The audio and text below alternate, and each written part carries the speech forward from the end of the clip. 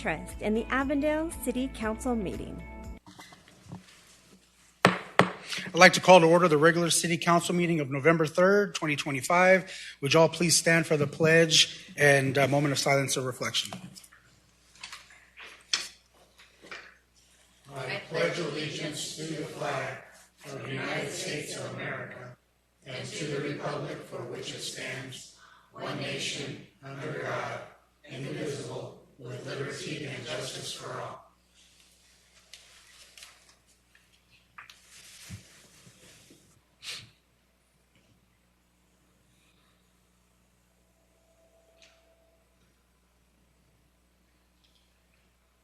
Thank you. Marcella, if we can have roll call, please. Councilmember Condi, can you hear me? Yes, I can hear you. Perfect. Here. Thank you. Councilmember Garcia? Here. Councilmember Solario? Here. Councilmember Weiss? Here. Councilmember White? Present. Vice Mayor Nielsen? Here. Mayor Pineda? Here. Ron, next item, please. Thank you, Mr. Mayor and Council. Up first, we have a presentation by Chief Espinoza to introduce our 2025 Citizens Police Academy.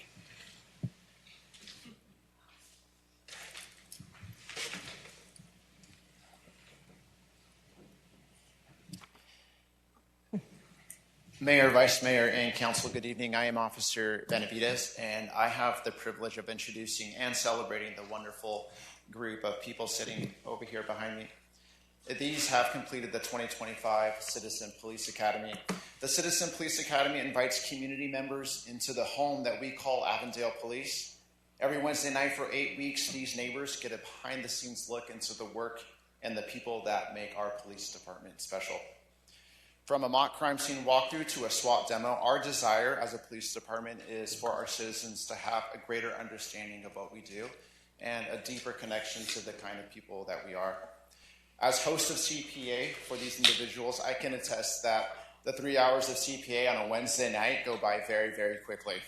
It's because we do a lot, but it's also because we have a lot of fun. Much more can be said, but of course, I'll just leave with just one more note. Avondale community members are my favorite people. After spending 8 weeks with this group of people, I am even more encouraged to continue the work of making Avondale a safe and a beautiful place to live. I'd like to now give two CPA attendees a chance to share in their own words what their CPA experience was like. I'd like to welcome up Shiomi Perez Romero and Glenda Chagoya.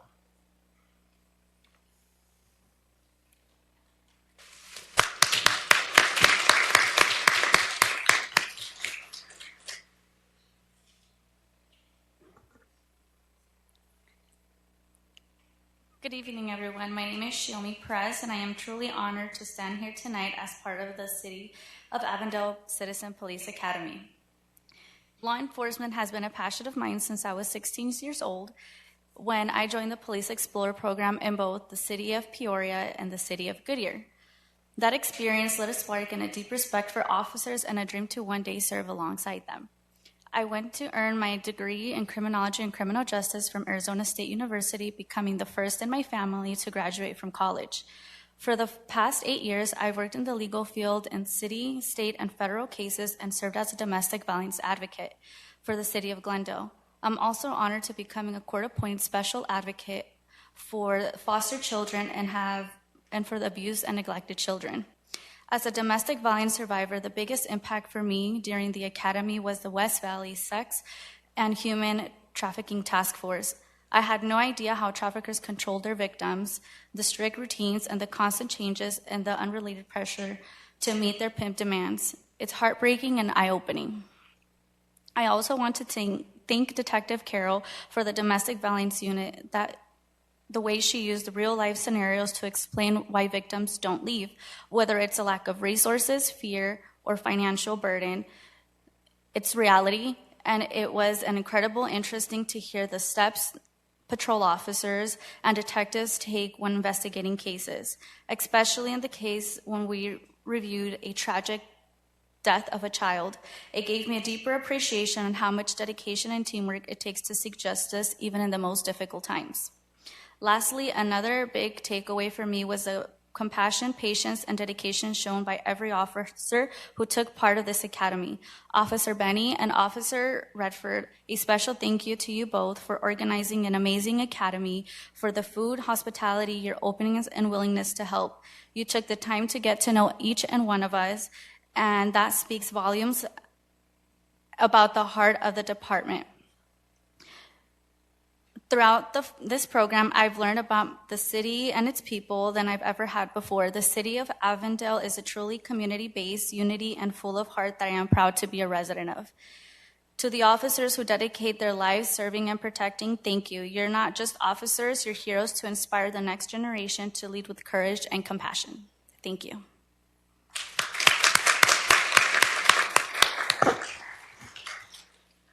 Hello, my name is Glenda Shagoya, and I wanted to thank the opportunity through the Avondale Citizen Police Academy 2025.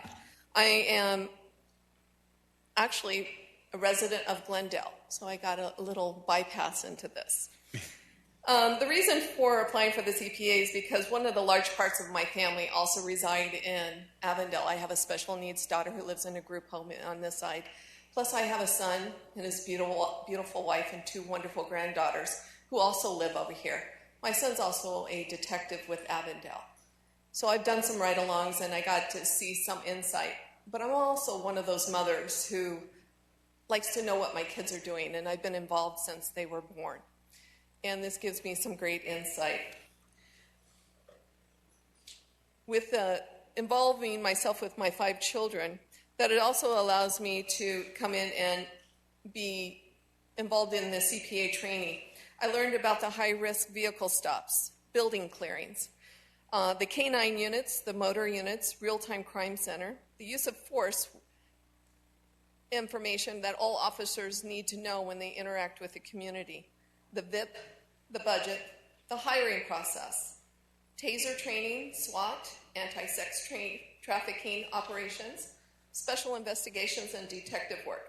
This included the sensitive areas such as the death of a child and the domestic violence. We also got to investigate our own crime scene. But I'm going to actually tell you, I need a little more training before I can be hired. I only got 24 hours.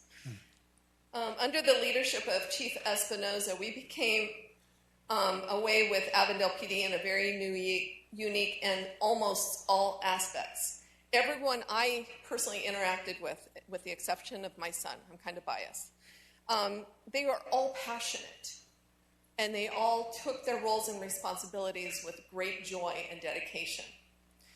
A community is not defined by the borderlines, but by those who are participating in it. So I felt like I was part of that community. Our last night, we were treated with the great burgers and dogs cooked by Chief Espinoza and some of the Assistant Chief Martin, who, with the CPA in our Halloween costumes, I don't know if you guys got that side of the story, but I will say this, the right shoe got the best costume. So thank you for Officer Redfern and Benediz and the VIPs, and with the respect to the department, for allowing us to be able to come in and be part of this. And also to my son, who's also my hero, for recommending that, you know what, be involved. So I might not be involved with Avondale, I might be involved with Glendale, or I might choose to do both. Thank you.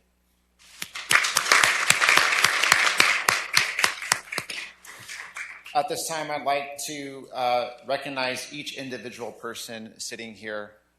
So I'd like you all to stand to be recognized in front of council as I call your name. Trisha Michelle Burns, Vaughn Ryan Burns, Linda Chagoya, Yvette Hernandez Ibarra, Dolores Pujol, Christopher Davey, Josh Coghill, Guadalupe Garcia, Jacqueline Nunez, Crystal Lopez Davey, Brenda Gonzalez Lopez, and Amanda Billiman. And, oh, 2 more, Daniel Shu. To say Dan Shu. And Shiomi Perez, one of our speakers tonight. I present these attendees who have successfully completed the 2025 Citizen Police Academy. It's been a very proud and rewarding time for all of us to spend our 8 weeks together. Thank you, Mayor, Vice Mayor, and Council for the time of taking to recognize all these folks.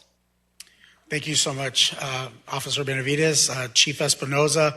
I know that Councilmember Weiss and I were able to go down and chat a bit with some of the members of the CPA. And I asked them a couple of questions, but more importantly, I just want to share with the rest of the community that these opportunities are here. The academies are here. We actually provided a couple of others if they are interested in joining, and hopefully you will take us up on that. Because at the end of the day, you are our ambassadors, and by you being able to take a snapshot of what happens behind the scenes with this organization, you are then able to go and share that information out with your community members, friends, family, et cetera. So just from me to you, thank you so much for participating, and we look to seeing you and even more. Are there any other members of council that wish to share any words? Okay, Councilmember Garcia. Thank you guys for participating. I'm a little biased. I think this is one of my favorite academies, but it's really awesome to hear the testimonies, and especially as a domestic violence survivor, to hear another domestic violence survivor, to see and experience what the officers have to deal with behind the scenes, and knowing that, we help everyone as much as we can, and it is awesome that our officers have that special unit for it, and they do such a wonderful job. And thank you, Benny, and your team for doing this, and for all the officers that were involved. It's really nice to see, what they go through on a daily basis and have a better understanding of their day-to-day job. Thank you. Okay, Councilmember White. Thank you so much. Thank you, Chief Espinoza, Ben, Red, Sergeant Chavez. Thank you so much to each one of you who participated. I love hearing from our speakers this evening. So as a mom, thank you for giving me permission to stay with my kids for the rest of their life. I really love that. And if we have to make exceptions to the rules to bring our Glendale family and our Peoria family in to see what we do here, what a great exception. And your son is our hero as well. All of our officers are our heroes out here. They put their lives on the line every day, and they come to people when they're having sometimes their worst day. So I really appreciate everything that you all were able to communicate accurately about how wonderfully you serve our community here in Avondale. We're so proud of them and so proud of all of you, and really appreciate your time and love for our citizens here. Thank you so much. Thank you. Thank you again for being here tonight. Thank you for participating. Appreciate it. Thank you, Mayor. Thank you, Council. But don't go too far, because I believe we're going to be taking some photos.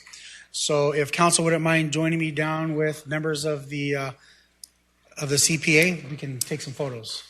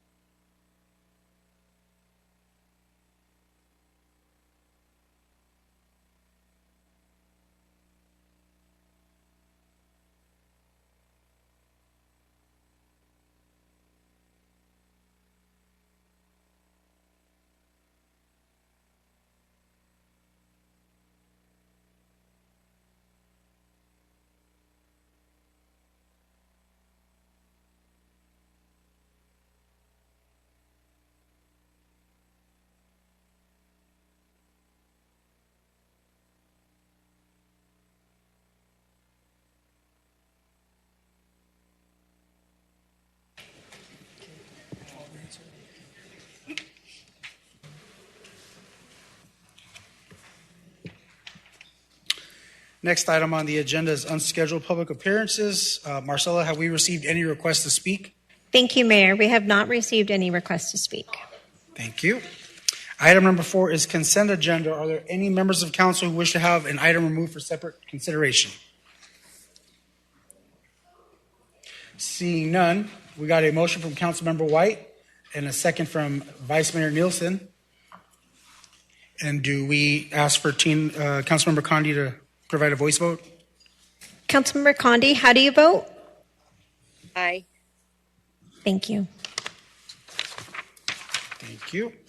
Ron, next item, please. Thank you, Mr. Mayor and Council. Up next, we're going to see a presentation by Kim Moon, your city engineer, on the Agua Fria pedestrian bridge aesthetic and proposed cost.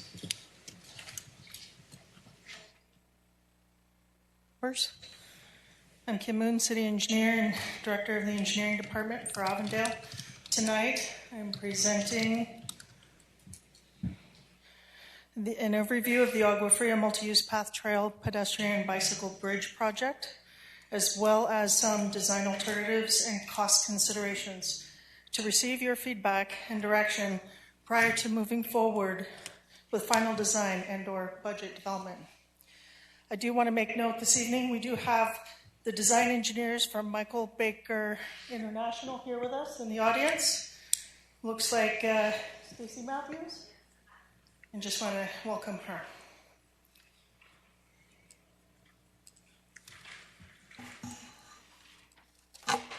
This pedestrian bridge has been identified as a key connection of the city's multi-use path system along the Agua Fria Trail. It connects the existing terminus of the trail just north of I-10 to the southwest edge of Friendship Park, spanning across ADOT's I-10 drainage channel. The project includes the construction of an elevated bridge, lighting, and options for artistic aesthetics. It will also allow for communications conduits to be integrated into the bridge as well, if needed. The bridge is strictly for pedestrian uses. It is not for vehicles. The pedestrian connection is a critical component of the extension and expansion of the Agua Fria Trail, as currently pedestrians and cyclists can only reach Friendship Park by traveling along major arterial roadways. These routes, such as McDowell Road, Dysart Road, and Avondale Boulevard, carry high traffic volumes and require users to exercise increased caution to ensure safety. This project provides for integrated, user-friendly, safe off-street connection that minimizes conflicts between vehicles, pedestrians, and cyclists, thereby improving accessibility and promoting active transportation throughout the city.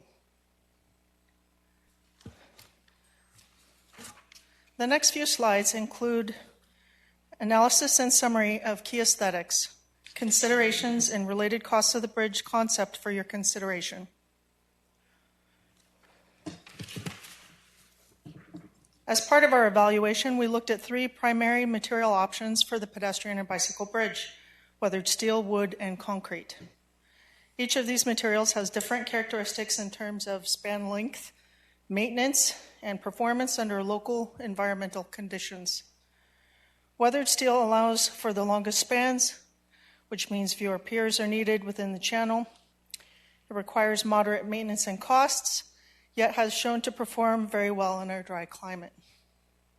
Wood, on the other hand, would require the most piers, short distance between spans, and has greater maintenance requirements and costs.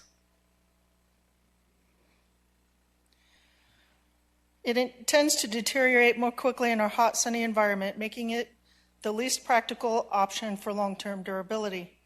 Concrete offers moderate span lengths and maintenance requirements and performs reasonably well in dry weather conditions. However, it has higher costs. When we compared overall cost, performance, and maintenance, weathered steel emerged as the most economical and durable option for this project.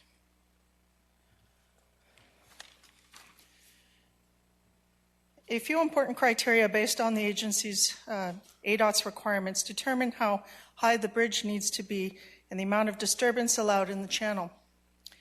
The elevation needs to clear the maximum potential water level and also provide clearance for vehicles to work underneath. Both ADOT and the county require a minimum of 13 feet 6 inches of vertical clearance, so their maintenance vehicles can safely access and travel through and work under in the channel. You can see an example of the maintenance equipment in the photo on this slide through the chain link fence. It's also important to note that the bridge will connect to existing sidewalk, not to the levee itself. The levee serves to protect the park area, which sits on a higher elevation than the channel. So this alignment ensures a functional and safe connection while maintaining the levee's protective purpose.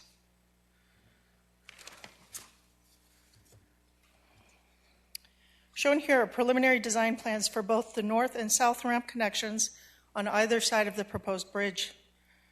On the left, you can see the north ramp as it zigzags to the corner of Friendship Park due to change in elevation.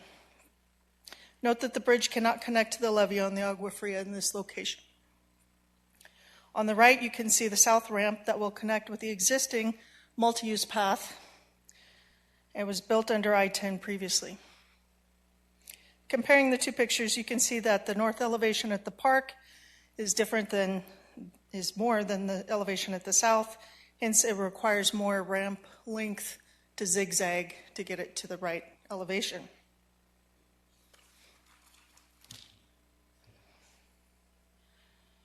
The next few slides are on 3 potential weathered steel bridge types: an H-truss bridge, a tied arch bridge, and a bowstring bridge. These bridge types provide different visual aesthetics relative to the difference in the cost of each type. These 3 types all perform well structurally and use the same durable weathered steel material. The main differences come down to visual character, fabrication complexity, and overall costs.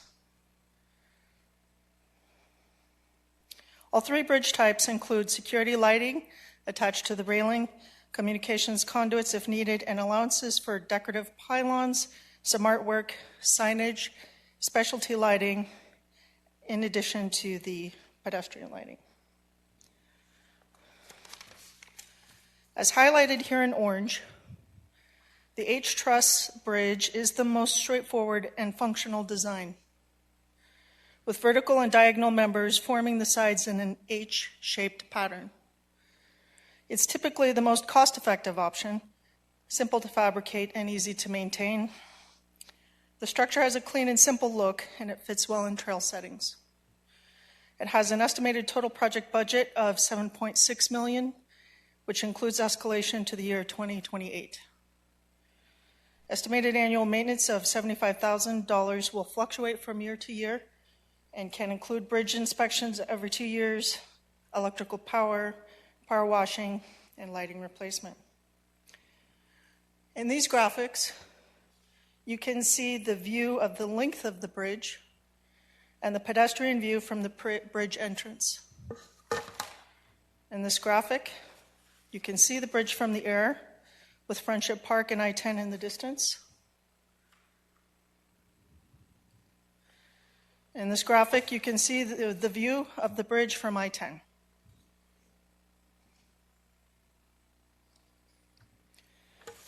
As highlighted here in green, the tied arch bridge has short functional arches rising above the deck, with the bridge itself acting as a tie that holds the arches together. It creates a more open, elegant appearance while maintaining strong structural performance. It's slightly more complex and costly to construct, but offers a more iconic visual statement. This has an estimated total project budget of $8.2 million, which includes escalation to year 2028. Similarly, estimated annual budget, a little bit higher, of $85,000, will fluctuate from year to year and can include inspections, electrical power, and so forth. In these graphics, you can view the length of the bridge, the pedestrian view from the bridge entrance. In this graphic, you can see the bridge from the air, with Friendship Park and I-10 in the distance. In this graphic, you can see the view of the bridge from I-10.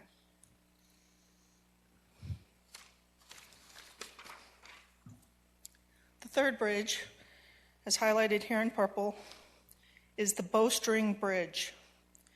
It's similar to the tied arch bridge, but is typically taller with more curved members and diagonal webbing that give it a more decorative aesthetic. It offers good strength and visual appeal, but because of the additional fabrication involved, it can be more expensive and is a heavier bridge. This has an estimated total project budget of $10.2 million, which includes the escalation to 2028. Again, similarly, a little bit higher maintenance costs, estimated at $95,000, which will fluctuate from year to year. In these graphics, you can see the view of the length of the bridge and the pedestrian view from the bridge entrance, the bridge from the air with Friendship Park and I-10 in the distance,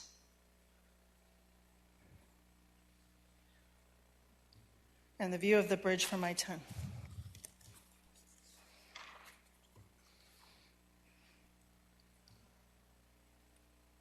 Council still also has available for consideration an at-grade crossing instead of a bridge, or until a bridge can be installed in the future.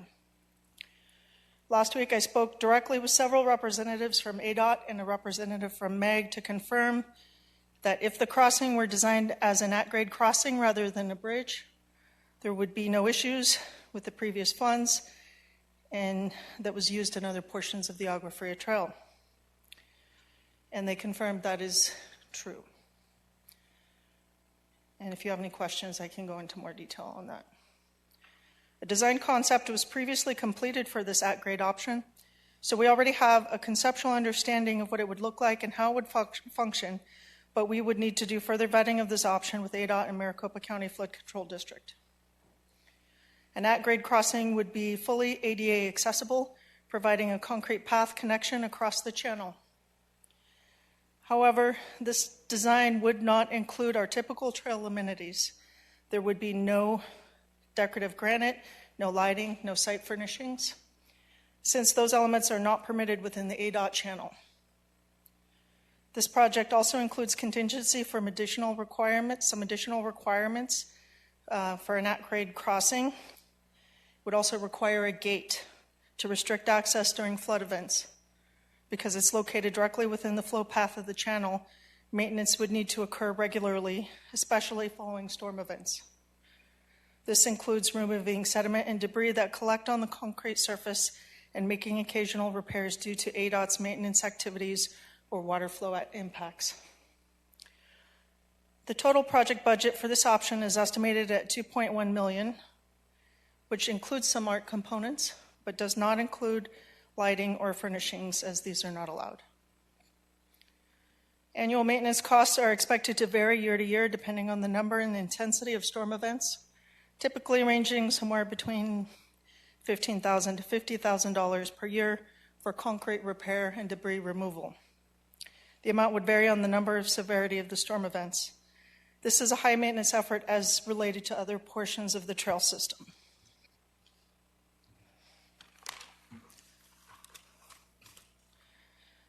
This slide outlines the current project funding status and total budget for the pedestrian bicycle bridge. Some funding has already been identified for this project in our current budget. We have $456,000 allocated for design through the general fund. An additional $6.5 million was identified as an early construction estimate, but at this time remains unfunded. The design funds are partially expended for the design and concepts, such as you saw here this evening. There is proposed bond funding for the project, which could provide up to $8 million for construction. If approved by the voters in the bond election, this would bring the total available project budget to roughly $8.4 million, including the design funds already allocated. As a reminder, our estimated project costs range from $7.6 million for the H-truss to $8.2 million for the tied arch to $10.2 million for the bowstring bridge, and approximately $1.2 million for a basic at-grade crossing. Council feedback tonight will help us confirm which design direction aligns best with these available and potential funding levels. Next steps. Once funding is determined, then we can complete the design and proceed with permitting. There will be some additional permits required for this portion of the trail system. And with that, here's a summary slide of some of the options that I've presented here this evening. I welcome any questions and comments you may have, and I'm looking forward to hearing from you on your feedback and preferences, and I'm prepared to take notes. Thank you so much for the presentation, Kim. We appreciate it. At this time, this item is for discussion only, so at this time I'll open the floor for comments. Are there any members of council? Okay. Councilmember Solorio. Kim, thank you for the presentation. Much appreciated. When I look at this, I like the H-Trush Bridge or the Tide Arch Bridge, just because I think if we're looking at cost, $7.6 million would probably be the best fit for it. But I was looking around at different bridges, and that is quite a common one in Arizona. The one that, when I had Googled the information earlier, was one that came up in Yuma, and they said that it requires little to no maintenance. But I also do like the Tide Arch Bridge just for the aesthetic of it, and because it is a little bit, it has the extra, I guess, height per se for it. I'm not a fan of the at-grade crossing, but that's just me. The Bowstring Bridge is really nice, but it's also more expensive. But I would go with either the first one or the second one. I'm just not a fan of the at-grade crossing. Councilmember Weiss. Kim, thank you for the presentation. My first gut before I looked at all the slides and had your presentation was, we have budget and $2 million sounds a lot better than $7 million. But the fact that we would have no lighting, that it would, I don't know about anybody, but anytime there's rain or a storm at my house, there's mud. And it dries and you're constantly picking it up off of the concrete. So that makes me a little nervous about having that grade. I like the look of the truss, and I like the fact that it's the cheapest. I like the fact that it has lighting, and I feel that it's probably a safer option than, or at least something that's going to be used on a regular basis versus the other. And that's kind of where I'm at. Thank you. Any other members? Okay, Vice Mayor Nielsen. Thank you so much. I guess I'm going to hit my metallurgical background for a minute. Weathered steel, why not galvanized? Why not something else that's going to last a little longer? What's the life expectancy of weathered steel? I mean, if we've got rain out there, you're rusting it all the time. It's material. I know that if you put your galvanizing on or you paint it or whatever, there's going to be more cost. But just the idea of, weathered steel, fine, but is it going to be 20 years or 25 years? And if you galvanize it or painted it or epoxied it, whatever, does it now go from 50 years to 75 years? Just the idea of minimization of maintenance, I guess, is what I look like in the materials. Mayor, Vice Mayor Nielsen, in a previous life, when I had similar questions about weathered steel, it actually does have a similar life cycle as other types of steel. The rust, once it forms a crust, doesn't go too deep. Actually helps with maintenance because you don't have to paint it or clean it that often. And it lasts a surprisingly long time. But I would be happy to follow up with some additional details. Thank you. And I think the other one is just how many people will be using this bike path. I mean, I don't know that we've got an estimate today. Do we anticipate 2 people a day, 50 people a day? Once it's in, are we going to get them over? Then you got I-10, they've got to go down and under. It's just, are we building an $8.2 million bridge for 25 people a month or whatever it might be?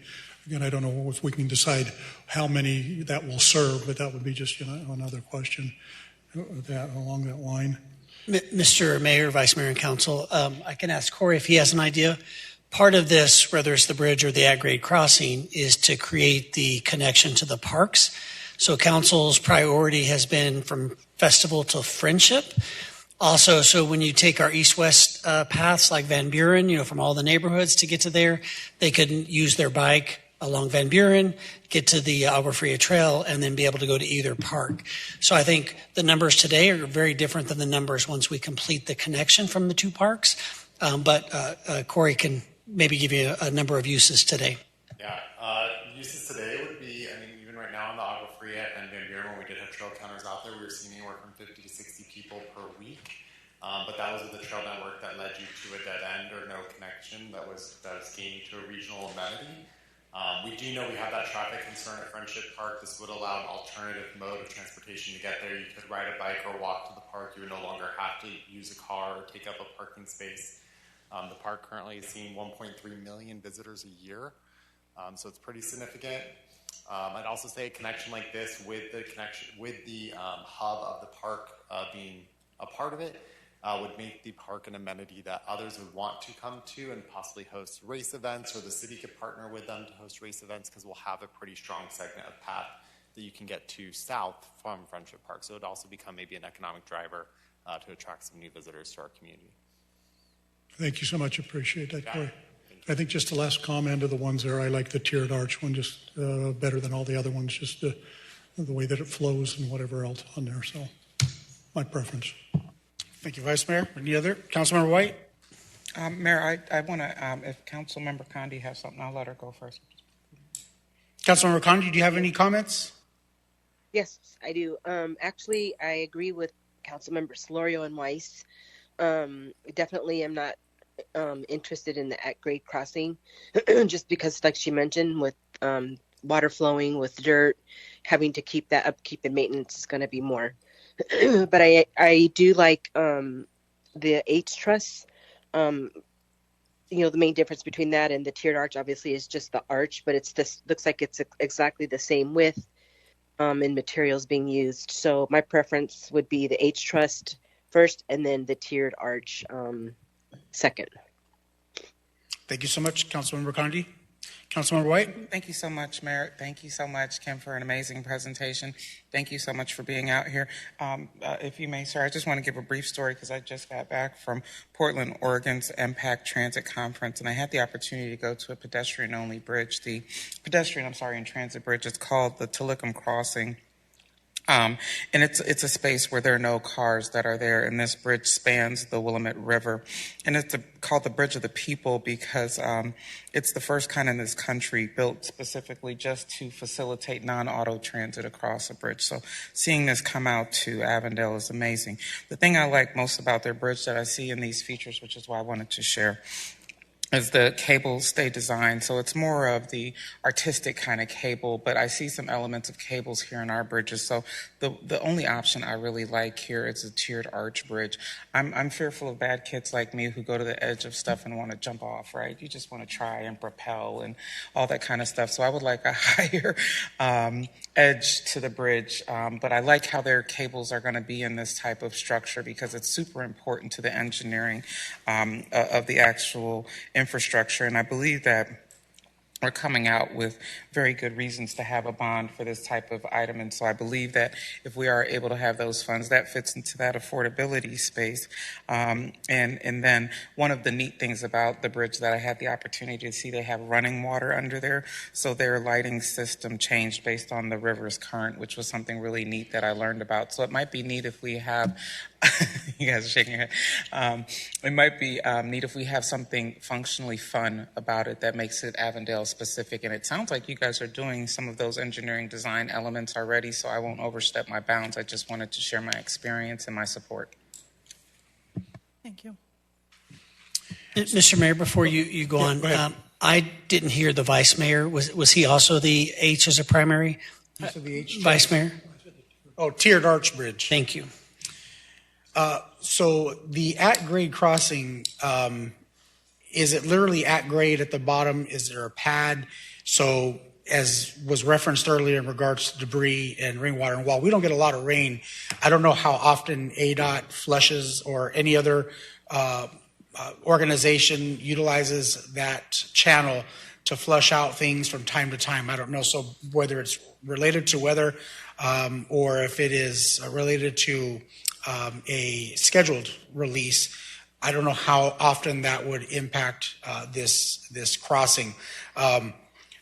I was fine with an at-grade crossing because it would solve a situation that we have now where our residents are not permitted to cross, obviously, and utilize Friendship Park as it's meant to be used. And as Corey mentioned, that it might entice those folks. A bridge, the connection point, would entice folks that may not ultimately go to the park, start to utilize the park. And so for that, many other council members have voiced their support for one bridge form or another. I am just fine and happy with the at-grade crossing. That's where I stand right now. I know that the dollar amount is less, and that's not necessarily the full reason, as again, we could build another bridge later. If the bond was passed and we decided to use the money here, then that might be a good opportunity as well. But looking at the discussions we'll have later surrounded by budget, I'm just really thinking at impact at this moment in time. And so for me, an at-grade crossing bridge would be sufficient for this usage. And if we had money, grants or anything else, then obviously a bridge would be much more desired. So that's my feedback. And I don't know, you don't have any feedback, Councilmember Garcia? I don't want to spend $10,000 or million, I'm sorry, even worse, $8 million on a bridge. I think the at-grade crossing is where I would go. If we were to go any other way, I would definitely be knocking doors asking voters if they want to spend $8 million on a bridge, because I can't imagine that I would want my money when people say that the budget is tight on a bridge where we could spend that money elsewhere in the city. Okay. So do you have what you need from us, Ron? Mr. Mayor, Vice Mayor, and Council, yes, we appreciate your feedback. Okay. All right. Thank you so much. Thank you, Kim, for your presentation. Ron, next item, please. Thank you, Mr. Mayor, Vice Mayor, and Council. Up next, we have a presentation by Chief Espinoza. Actually, he'll kick it off to the Lieutenant on the speed safety camera program. The Council had questions at the last presentation. We've tried to answer most of those questions and then seek direction. Good evening, Mayor, Vice Mayor, and Council. As you may recall, on September 8th of this year, Lieutenant Iwin, on behalf of the Avondale Police Department, provided an update on the status of our speed safety camera program. During that meeting, you requested additional research on the program's effectiveness, and today, Lieutenant Iwin will present the data you requested along with our department's recommendation regarding this program. And at this time, I'll turn it over to Lieutenant Iwin. Thank you, Chief. Mayor, Vice Mayor, City Council, I'm Lieutenant Justin Iwin. It's an honor to be here again, and yes, this is a secondary feedback to the initial presentation we gave on the 8th of September. So some of these slides that we're going to go over are repeat slides from the initial, but I think it's important to get that groundwork back and that where our data is driving us with this program. So with our deployment assessment, we look at reviewing of the accident data, and that's prior, during, and after a site location. And again, just a reminder, there are 2 speed safety cameras that we utilize for this program. We also look at the speed data pre, during, and after a site selection for a completed cycle. Again, we use a covert box, which I'll get into more of that logistics, and obtaining the pre and the post speeds.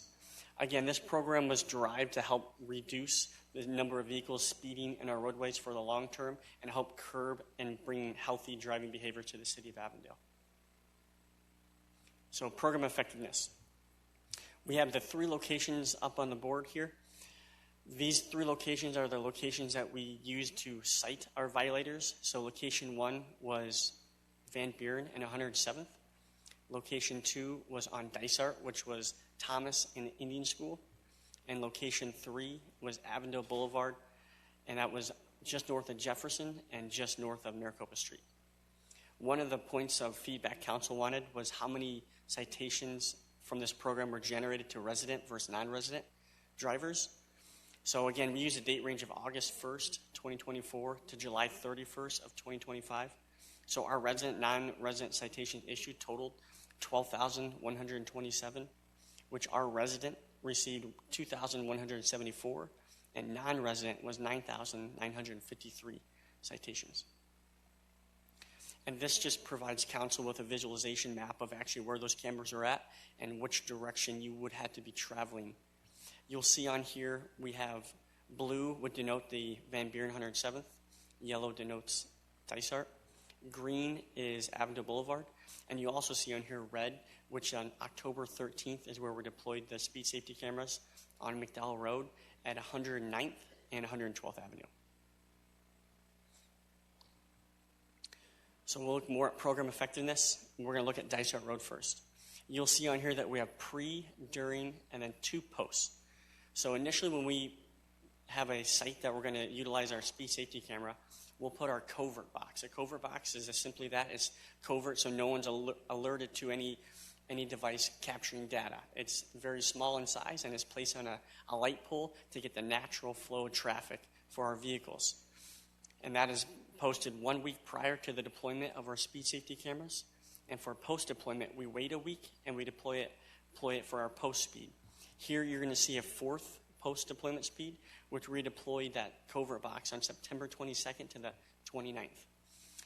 We only looked at the average speeds that were above 11 miles an hour. So Dysart Road is 45 miles an hour. So we only looked at speeds that were 56 miles an hour and above, which our average speeds were consistent with all 4 at 59 miles per hour.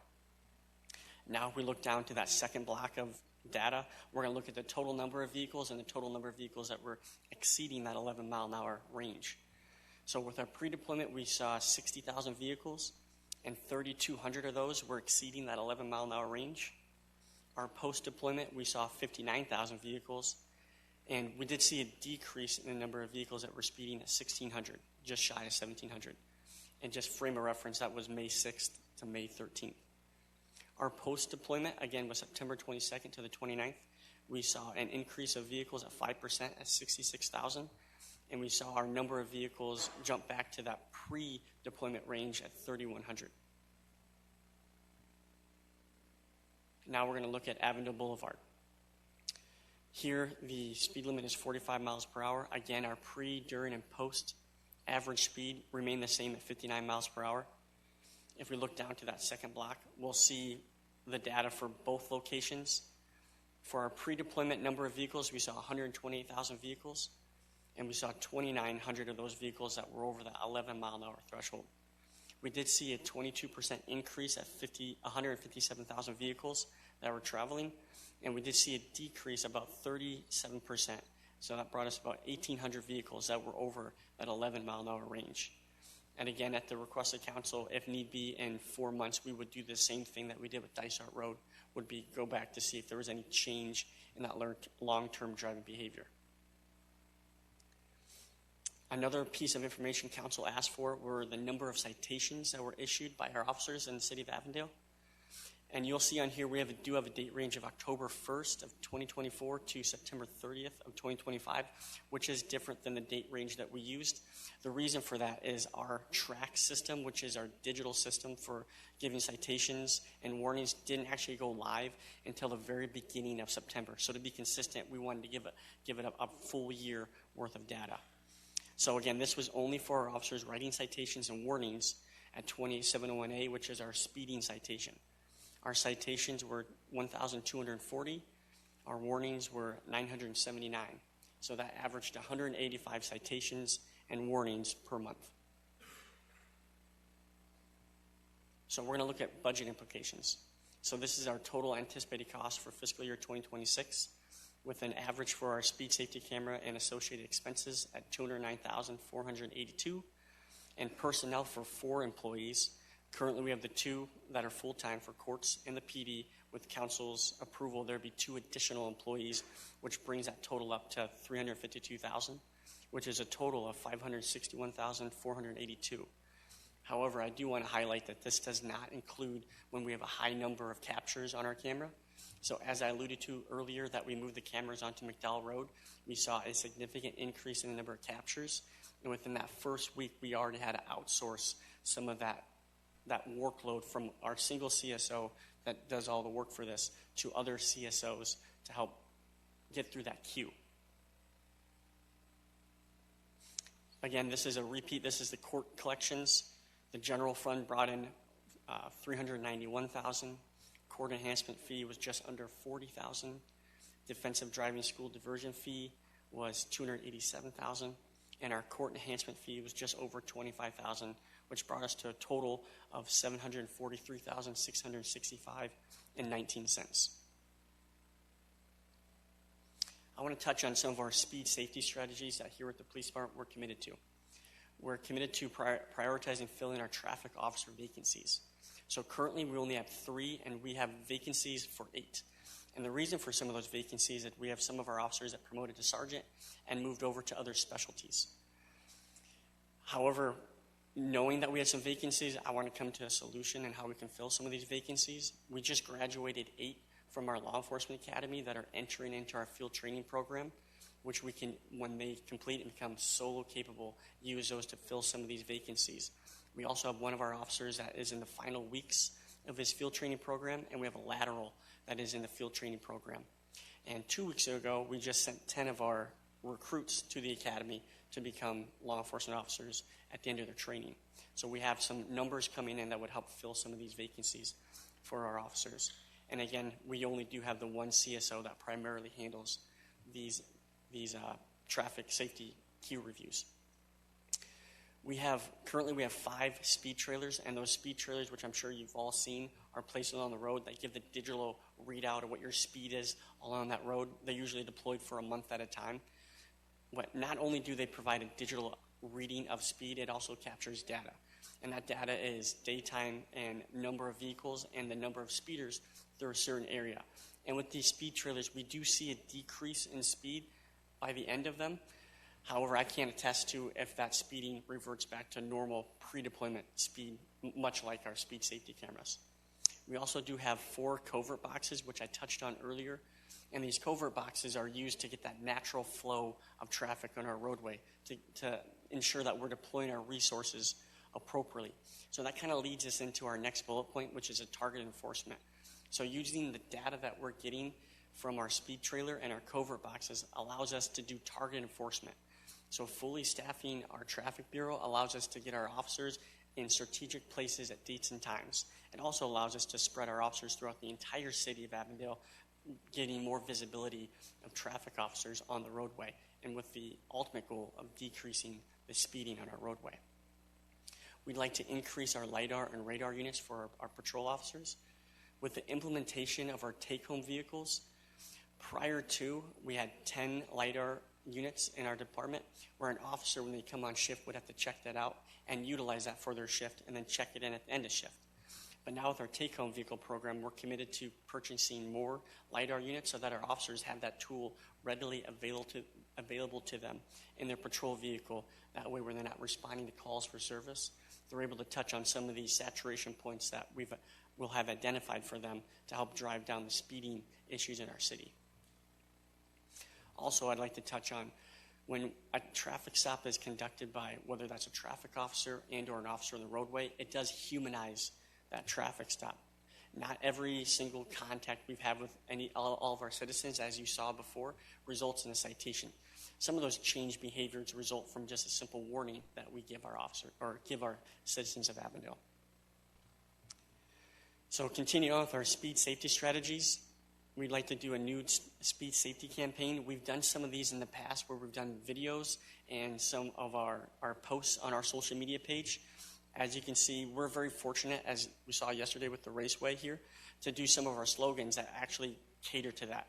So as you see here, slow down, life is not a race, leave the driving to the professionals, are some of the slogans that I think we could easily use, which makes it very simple, and it's a catchy phrase for our citizens to jump on board with. We also would like to not just silo that simply to the PD, but then work with our partners in the city of Avondale and have a joint message that's pushed out to our Avondale residents.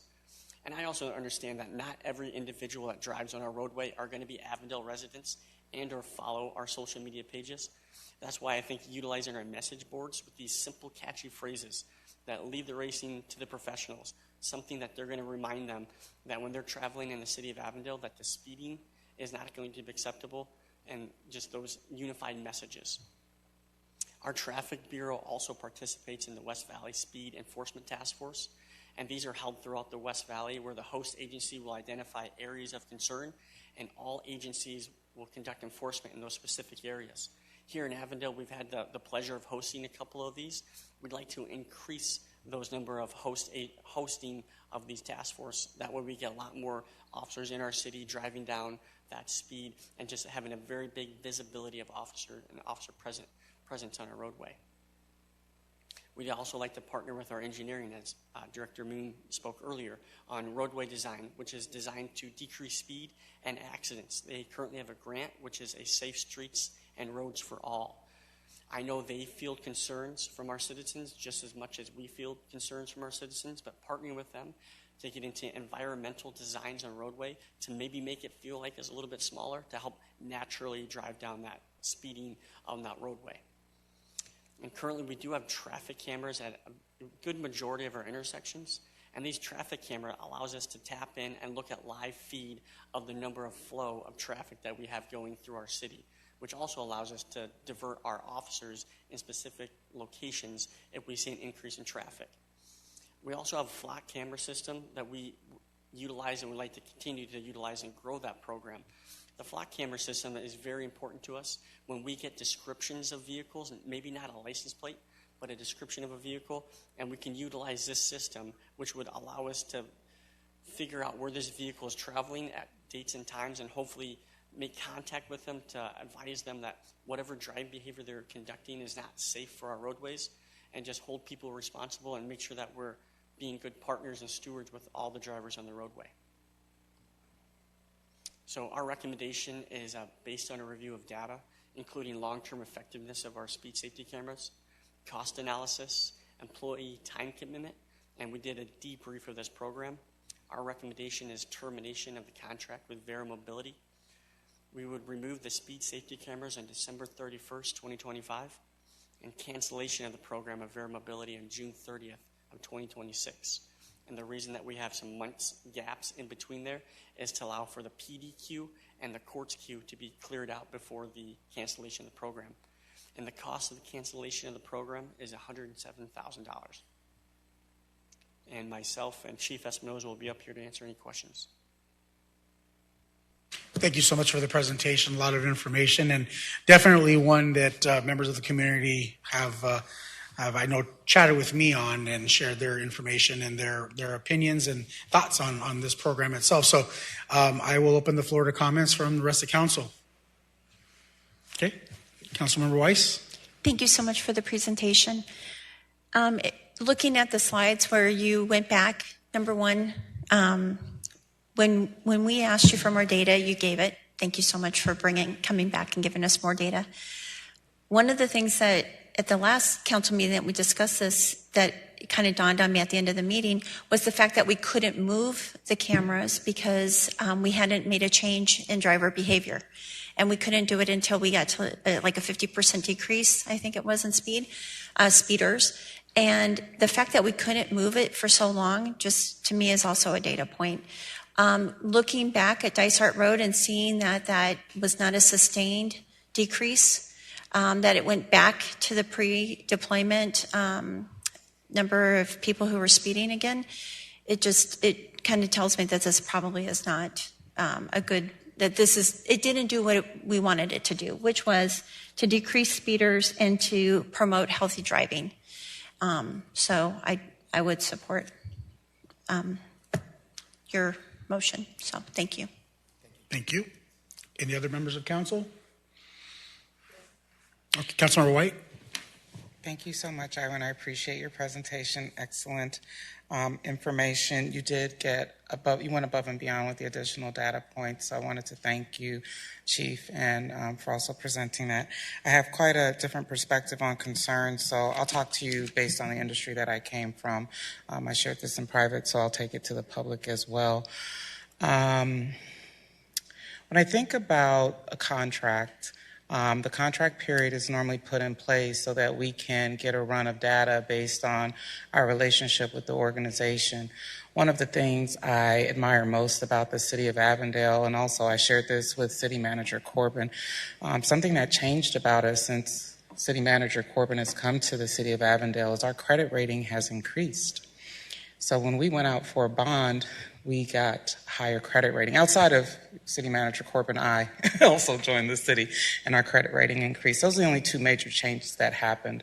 But when I think about it in terms of credit rating increasing contracts that we enter into, it really shows a matter of good faith. So ending a contract before the terms of the contract are over is kind of like closing a credit card on your credit file. You might not be swiping that card every day. It might have a zero balance, but you're showing that you're not willing to keep it open. So regardless if you have good credit or not, when you end that contract, an unused credit card contract, your credit rating still goes down. I'm sure many of you who've done this have experienced that. So I'm concerned, one, that our credit rating has increased. We've gone out for a bond specifically indicating we're bonding for public safety. And now we're going to say, hey, we're going to renege on this one contract. That doesn't feel good for me. If you can go back to the expense slide, there were quite a few HR expenses that we had in there. So I'd like to look at those a little bit more, please. That's it. So with the expenses, it's about $500,000. And let's say that we made about $750,000. We'd say we got $250,000 profit here. So simple math, if you just want to round the numbers, $250,000 profit, canceling that contract, we're still coming out on top. However, it's just kind of how do we look? And when you go back and take a look at the slides, there was one, I think, Councilmember Weiss referred to the Dysart behavior pattern. Can we take a look at that slide? I just want to make sure. So the lower information is we started off with 60,500, let's say, pre-deployment vehicles that we captured. We went up an additional 6,000 vehicles. But we changed that behavior post-deployment for the first set. So it went down to 59,000. So maybe the word got out on the street that, hey, they're tracking speed over here. So maybe we just, we were clear, don't come down here. And if you're going to speed, we got more drivers once those cameras went away. And so those numbers, of course, went back up. But the thing I think that's most impactful is we did change behaviors. And so now more people are driving on that throughway, and it's still less than the top number. So we still decreased the amount of people speeding. So we met our ambition. And I would hate for us to make a foolhardy decision when we're asking the public to vote on a bond for public safety to cancel a contract, because now we're going to make our credit look bad, like we can't keep a contract. So there's a couple more slides I wanted to speak to. If we can go forward, I think 1 or 2 more slides here, please. I really am very excited about the tracks. I feel like what Chief Espinoza was able to share with me is these are like cigarette adapters, and we have take-home vehicles now, so we'll be able to deploy more of those because we're going to get bond funding. But I think we have to be able to walk and chew gum at the same time, because we've already applied for grant money from Safe Streets for All grants. I know that we have a great partner at National League of Cities, Brittany Kohler. Secretary Sean Duffy hasn't pulled any of our transit dollars here. Those grant fundings come through Secretary Duffy. So I want to make sure that if we're getting federal funding to do things in Avondale, and we're getting bond funding to do things in Avondale, that we do as many things in Avondale as we can to keep it safe. So to save $107,000, I know you guys put safety first. I know we're going to do more things, but to whom much is given, much is required. So I think we need to be able to walk and chew gum at this. And so this is not something that I would be able to support, but I respect that this is something that you all would like to look at alternatives for. And I want us to be mindful, because we've gotten grant funding to keep things safe. And we don't want people to second guess us when we maybe put a part of this in that research grant. Like, we're already doing this to research how things look. So we have to be mindful. Thank you. Thank you, Councilmember White. Councilmember Garcia. Yeah, thank you for the presentation. I appreciate it. I was against them to begin with, and I'm really glad that now we're able to terminate the contract, and that we have our officers that will be able to do the job, and you guys have a plan to set that forward. So I appreciate you guys presenting that to us, and I look forward to seeing you guys out there pulling everybody over but me. So you've heard obviously some different viewpoints here. Simply for myself, with speaking with the community, and I've already shared my examples the first time this came up, was how can I demonstrate to the community that we're taking speeding seriously, and the idea of having these speed cameras. While many residents, when I was going door to door, shared with me how much they disliked the idea, I was able to essentially share with them the reason why I voted and approved when we went through with the contract for the speed cameras. And it really stems from safety. How do we make a dent in the overall safety of our roads? And these 2 speed cameras, as you can tell by some of the numbers that were listed, even if you look at revenue, were successful. However, I'm also looking at overall impact. And to speak into that point, from what I've heard tonight in regards to the presentation, is that, and aside from 2 cameras, which are capturing 2 data points, 2 streets at a time, that there is some effect, whether it's the increments are large or small. We can talk about that in a different conversation.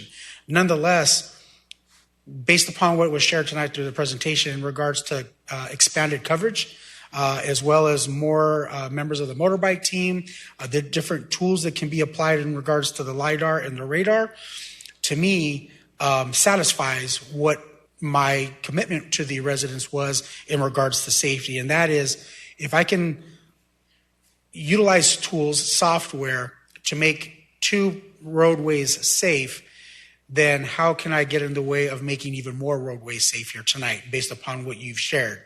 And so out of respect to the presentation and the motion that was recommended and provided here, I see no problem with removing the speed cameras and allowing the police department, under your supervision, Chief Espinoza, to provide and add these additional resources, including the campaigns as a means to reducing and hopefully eliminating speed as a factor here in this community. And so with that, I see that. Sorry, Councilmember Condi. I'm so sorry, Councilmember Condi. It's okay. I agree with Mayor Pineda. I too, in the beginning, did vote for the cameras, and I think the whole thing we were talking about is how do we change behavior, and it looks like it might be changed temporarily, but then yes, it did help a little bit. But the overall impact, I think only having the 2 cameras, and I know that at some areas, because of the way they were positioned, due to the sun, they weren't able to properly monitor those speeds at that point when there was a lot of sun. But I do think that this new speed safety strategies, I feel like this is a great way to let people know that we're serious, that we're doing a campaign, getting some additional officers out there. I think this would be more beneficial than the speed cameras that we're currently doing now. Thank you. Thank you, Councilmember Condi. Councilmember White? I think that, just to be clear, 5 to 1 are the statistics, if we just want to make it. So for every 6 tickets, 5 of them for non-residents. So our residents weren't being the major people impacted. Only about 18% of the citations that went out were Avondale residents. So one, I want to thank our Avondale residents for not being bad actors. The majority of the people getting caught by these speed cameras were not our residents. So first and foremost, I want to thank our residents for doing that. They have safe behaviors. And so it to me definitely fulfilled the purpose, and I want to highlight that. So, and I do want to let you know, you can pull me over if I'm breaking the law. I will receive and take your feedback. Thank you. I was kidding, just so it's on the record. Okay. Did you have a comment? Okay, Councilmember Solorio. I do appreciate the extra things that you've added, the above and beyond presentation. I really would like us to have more enforcement in the areas where they were at. I know we can say it, but we need to do it for our people.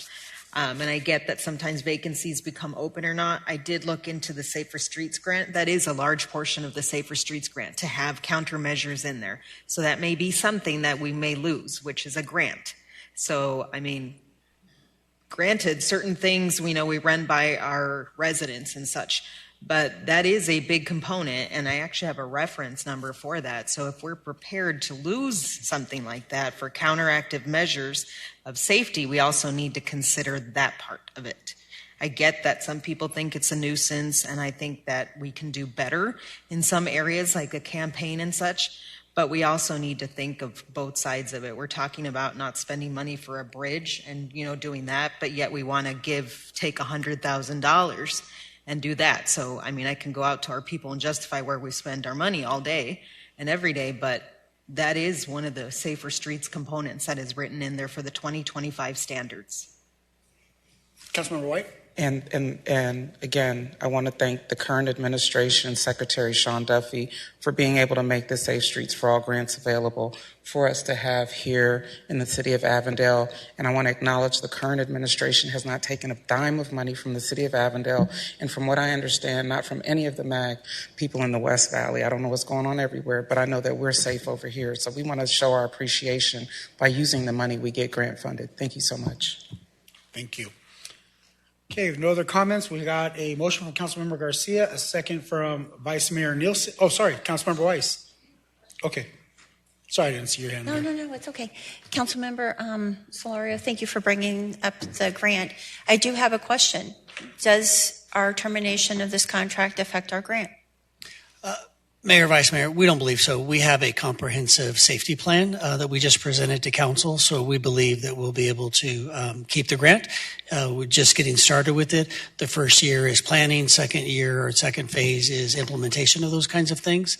So we believe that we'll be okay.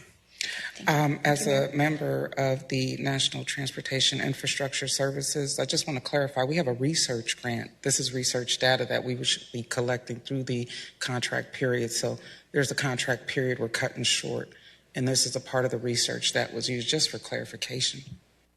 Thank you. Thank you, Ron. Thank you, Councilmember White. Okay, no other questions. We got a motion from Councilmember Garcia, a second from Vice Mayor Nielsen. If you could all please vote. Aye. Okay, item passes 5-2. Thank you so much. Thank you, Mayor, Vice Mayor, and Council. Thank you, Chief Espinoza, and thank you for all in your part of your team. Appreciate it. Thanks. Item C, please, Ron. Thank you, Mayor, Vice Mayor, and Council. Up next, we have a budget presentation that Renee is ready to provide.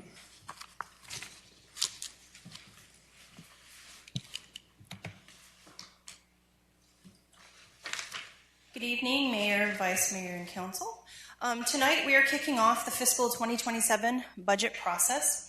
And during the adoption of the fiscal 26 budget, we had communicated to Council that we would bring back in our next budget process a conversation to discuss revenue and the assumptions that we include in the budget. So that is what we will be doing tonight. So we will be providing you an update on our capital improvement plan. We will cover our forecast, and then we will look at our property tax levy and the property tax rate, as well as discussing our financing needs here in the city. We'll take a look at personnel and FTE and anticipated compensation changes for next year. And we will end with revisiting council's priorities, as well as soliciting your feedback on some of these assumptions as we build the fiscal 27 budget. So with that, I'm going to take this time to turn it over to James Milanese to present our CIP. Thank you, Ms. Weatherless. All right, Mayor, Vice Mayor, City Council, I'm James Milanese. I'm your city's projects administrator, and I'm here again to talk about the capital improvement plan, specifically what's going on this year and in years future. So, as always, I'd like to start with some wins. Already since July 1, we've knocked off some pretty big projects. That first one with a star, thank you all for attending today's ribbon cutting at Fire Station 171. There is a star there because, as the chief noted, and I believe the architect did as well, we still have to tear down the old building in behind. So we're still working on finishing it, but we're going to count it as a win already completed since July 1. The K-9 training facility, which is the photo shown up there next to our detention center. It was an excellent use of our resources to make sure that we train our canine officers here in Avondale instead of sending them outside the city. Our police communications bureau remodel allowed us to expand and give the team that work there so many hours, and they're so dedicated, those consoles, the best equipment they need to provide the best service they can when somebody dials 911. And then Old Town Phase 3, this is obviously the third phase of 6 phases in Cashin that was completed earlier this year, complete reconstruction of streets and a replacement of water lines. Under construction, if you look right outside here, you see the amphitheater shade sails going up. The posts are already in, and it will be done here in just a couple weeks to allow programming in the wintertime. The Basin Meridian restoration, they should have remobilized today or started showing back up today. They had taken the week off for the race. They'll kick work back off next week. It'll be done in mid-December. But that's to really restore that whole pathway, the low water crossing. They've already got it, so the water's flowing much better under the low water crossing by clearing out the vegetation. So we're very excited about what that does and how that'll help our Parks Department host Nature Fest in February. Civic Center Park, it's a nice little aerial image of the park under construction right now. It'll be opening here very shortly. Again, this park is an extension of the library you can kind of see some of the reading benches set around in a circle around the park. Lots of trees, large grass area, ramada, playground. An amenity that's kind of missing in this part of the city will be open very soon, so stay tuned for ribbon cutting on that. Friendship Park improvements. Again, we are adding pickleball to the north side of the city. We didn't have it in north of I-10. Those pickleball courts are in. They're just doing the finishing touches on them. We're also currently renovating the dog park, which I believe Mr. Lariva was one of our number one complaints about the park. Not that we get a lot of complaints, but that was what people focused on a lot. A lot of that was around drainage, which we've handled with the rain that we've recently had quite well. And then the last one I want to touch on is the Western Avenue pedestrian and cafe lights. This was a partially grant-funded project. It was an earmark from the late Rep. Grijalva to replace all the pedestrian lights between Central and Dysart. In addition, what that project is allowing us to do is to string cafe lights across the street. So the lights are about halfway, a little bit more than halfway done already. They should be wrapped up in the next couple weeks. And then the contractor will be able to start stringing the lights across the street and really make it more festive. It'll also tie into all the new holiday decor that's going to be on Western Avenue for this holiday season. And then coming soon, bridge housing. If you drive by there, you already see the fencing's up and the trailers on site. They'll be starting this week with actual demolition. And that project obviously will be to provide transitional housing to Avondale families for up to a year. And then it has, of course, the functionality of being across the resource center with all those services readily available. The central and western intersection improvements, we're currently timing this to be around the start of summer or when the end of school year, so we impact the Michael T. Anderson School as least as possible. Same plan we had for when we did Western Avenue between Central and 4th Street. That project is under design right now. We're doing some other improvements in the area. We're running some new fiber line through there. We're going to be upgrading the signals through there. So it'll keep up really well to take care of before or again by the end of the fiscal year. Desi Lorenz Parker model. And I do have to apologize for a little bit of confusion on this image. We paid for a nice rendering early on, but we didn't want to expend the funds on this project to keep doing renderings as we kept going through iterations. So the grass that you see up there is not going to be grass. It's actually going to be more of a gravel. This is going to be a teaching garden. Our sustainability team out of Public Works is going to work with the local schools. You can see that there's bus pullouts along the park. So again, we really want to use it as an educational experience that we kind of are lacking here in Avondale to teach people about how to do zero maintenance or zero gardening. And then the fire training center. This is really to replace the fire training towers down by the mosque off 4th Street and Lower Buckeye. But it includes other improvements. There's a burn prop. There's a space where you got to go in to get people out. So lots of training facility for them. Again, the purpose here, similar to the canine training, is that we want to make sure that our public safety team spends as much time in Avondale as possible so that they're ready to respond to emergencies, right? Otherwise, they're traveling to Glendale or Luke Air Force Base or something to get that training opportunities. All right, and then, we've got a lot coming still. Again, this is a small highlight. Donatella Park, that's the image that you're seeing right there. So Donatella is in the Donatella neighborhood, just behind Phoenix Children's Hospital. And you can see there's a walking path, there's a basketball court, all those nice amenities for that neighborhood. The Crystal Gardens Lake Dredging Project has been going on for a couple years now. We're seeing the end. We're seeing really a difference in the amount of water that those ponds are holding and they're able to treat. So it really helps our public works team. Old Town phases 4, 5, and 6. Again, that's a continuation of that longstanding council commitment to take care of our older neighborhoods. We're currently working on phase 5. We were able to negotiate a start to that a little sooner than phase 4. So they're working just south of MC 85 and Old Town. But phase 5 is going to be coming and starting very soon, and they'll be on the north side. And then once those 2 projects end up, and they should be ending up around August of next summer, we'll kick into phase 6, which is Las Ligas, and that'll complete that commitment. We also have Old Town Plaza. This is taking a vacant lot at Dysart and Western and converting it to a plaza as a welcoming space as you enter into Western Avenue and Old Town Avondale. Softball field improvements at Friendship Park, just trying to make sure that we have a good softball Little League fields for our youth sports, our sports teams. So those improvements are going to be starting up here in the 2026. They'll carry over a little bit into the summer, and they'll be done July, August time period. And then finally, this signal at Thomas Road and 111th Avenue. I won't spend a lot of time on it. I know Ms. Moon talked about this just a couple weeks ago. But again, it's a project that we are moving forward with, and it will be online early in 2027, fiscal year 2027. Okay. So with all that fun stuff out of the way, in the previous years, I've stood before you and I've asked about your priorities. So I'm doing the same thing here tonight. We have a lot of projects. We have a lot of needs for the city, and we don't have the resources to take care of all of them as quickly as we might want. And so we're asking for your help to go through and figure out what those priorities are. When we talked about this last year, we've had a little bit of change on council, so it's not the exact same. And it's just another year. So to give us an opportunity to go through here. I'm going to spend quite a bit of time tonight talking about projects that are unfunded. So I don't necessarily need your feedback on these items right now, but I'm going to bring up the slide again at the end.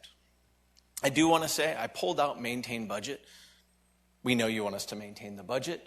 I can confidently say that Mr. Corbin and Ms. Weatherless will not present a budget that is not balanced. But we do have a lot of competing issues, and it's a little different this year. There's more unfunded projects than I think that we've had really discussed in previous years. Okay. So with that, what do I mean by unfunded projects? Two real ways we're talking about that. The first is, I believe last year we introduced a new concept. Rather than coming to council and saying, hey, there's a project we want to construct, and it cost X million dollars, and we want it all in year one, we said is no, that's not an effective way of doing things. So what we're doing is we conservatively estimate what that project's going to cost. And we consider unfunded in future years for construction. But we ask you to, let's take a study, get a study done, get design done, get those costs a little bit better understood so that we're coming to you with the most truthful, most accurate information we have. So a lot of those projects that we've started doing over the last couple of years that we've studied, we've started design, they're currently in an unfunded status. So we're going to talk about some of those. And when do we need to kind of move those up into funded status if we still want to move them up into funded status? The other thing I want to touch on, we consider unfunded. We know conceptually, and probably better than conceptually, some of the projects that we need to finance, right? But we don't necessarily know when we want to finance them, right? We want to finance projects for when we need to take on that debt, not in advance, because we don't want to start paying interest before we need to, right? And so we don't exactly know what it is. And so it's kind of in this quasi-funded, quasi-unfunded state. So we're going to cover some of those projects today too. And then I'll let Ms. Weatherless actually get into the details of financing and how they work. Okay. So general government, unfunded. There's 4 projects here I just want to identify. These are a great kickoff. because there's good explanations for why these might be unfunded, and it kind of clarifies this whole process a little better. The first of these is Las Ligas veteran housing. We've identified property in the Las Ligas neighborhood that we think would be a good use to repurpose for veteran housing. We asked council last year for some funding to correct some legal issues with it. Lot lines are just not in the right place. 2 lots, we want to combine them. That is in process. We also set aside in programming, again, it wasn't funded, we didn't ask you for the budget, but we kind of had it squirreled away. What do we do if we need to move forward, if this is a council priority? Luckily, at the same time, our team over at NFS, Mr. Lopez's team, is doing a great job. They're looking for partners right now. They believe they've already identified nonprofits that are going to apply for grants. So once we get the property set up, hopefully they can get federal grants to come in and build this housing and do what they need to do to make sure that we're taking care of veterans in Avondale. The Municipal Operations Warehouse. This is a look at our operations center. Currently, mainly houses public works, but it also houses parks, facilities, traffic engineering. We're running out of space, essentially. As we continue to grow events, parks needs more space for storage. As we grow more buildings, facilities needs more storage space just for all the things that go into buildings. So on and so forth. As we get more intersections, we need more guys who can manage intersections. So we asked for some money last year to do a study. We did the study, and we asked for additional funds to also start design and to start cleaning up the site. So the site is going to be starting here in the next couple of weeks. They're going to start actually removing all the dirt, because if nothing else, we want to make sure we have a nice clean site for our neighbors. And so that was a priority to get that taken care of. Shade at the Resource Center is another item that's kind of up in the air. It's a need of the Resource Center. They've gotten a lot of, as they do more events outside, there's been a request for, hey, let's have more shade outside. But at the same time, if you recall, we came last year and we talked about potential expansion of the Resource Center, right? Council was gracious and you did fund a study for an expansion of it. So we did that study this past year. We have an idea of where that cost would be in the out years. And I'll touch on that a little bit later on. But that kind of balances there. Do we go ahead and invest in shade today if maybe in 5 years council doesn't want to, or council wants to expand the Resource Center, and now we're tearing out something that we just put in. So we're trying to balance that. So I hope that kind of gives an overlay and kind of where some of these questions on unfunding might be. Let's move into parks. This one's a little bit different. Most of my slides, you're going to see I tried to be alphabetical. Sometimes I didn't. This is one I didn't. We actually worked with our Parks, Recreation, and Libraries team to try to come up with what we think the priority listing would be for council and for the community. Starting with Friendship Park entry and exit. We know that it is a problem, especially on the weekends during league time. You just can't get in and out of the park fast enough and safe enough. So this would add another entry exit down by the softball field to allow more vehicles to enter and exit out of the park onto McDowell. The Agua Fria trail improvements, we talked about that a little bit during Ms. Moon's presentation, but this would complete all those connections, all the way from Indian School down to Festival Fields, and even further south. Fred Campbell Park, this is an older park off of Central Avenue. Both our bond committee and I believe council brought this up as a park that needed remediation. So this would bring that up to that standard, that Avondale standard that you see at some of our other parks, would bring that community park up to that, or sorry, neighborhood park up to that. The pedestrian bridge, I have the range there that Ms. Moon presented earlier. And then Civic Center library improvements. The library is 20 years old. It has space that could be utilized differently. And so that would kind of grab some of those funds to do that, to improve the library and services. Shaded parks, again, it's one of those top issues when the Parks Department surveyed residents for the Parks, Recreation, and Libraries Master Plan. It's one of the top concerns. And so this would be general shade just in all our parks. Like, how do we put shade in more of our parks? Festival Fields disc golf is currently under design, so this would add a new amenity to the city. We don't have disc golf anywhere. This is on the southern part of Festival Fields. Kind of grow into the river bottom there a little bit. And there, right there is the cost for construction, which right now is unfunded. Like I said, we are in the middle of the design.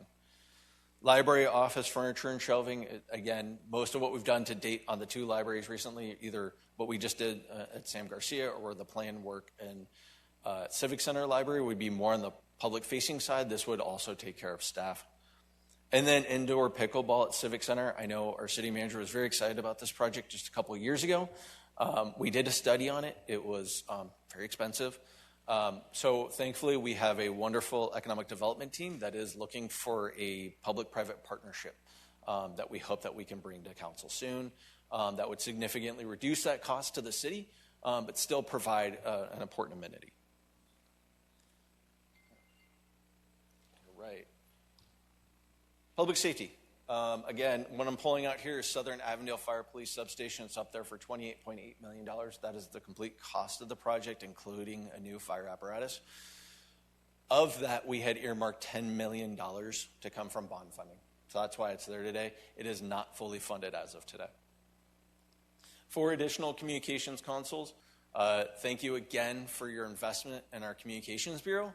But unfortunately, we continue to grow as a city, and as the signal splits in the future, the team there believes that they will need continued additional consoles.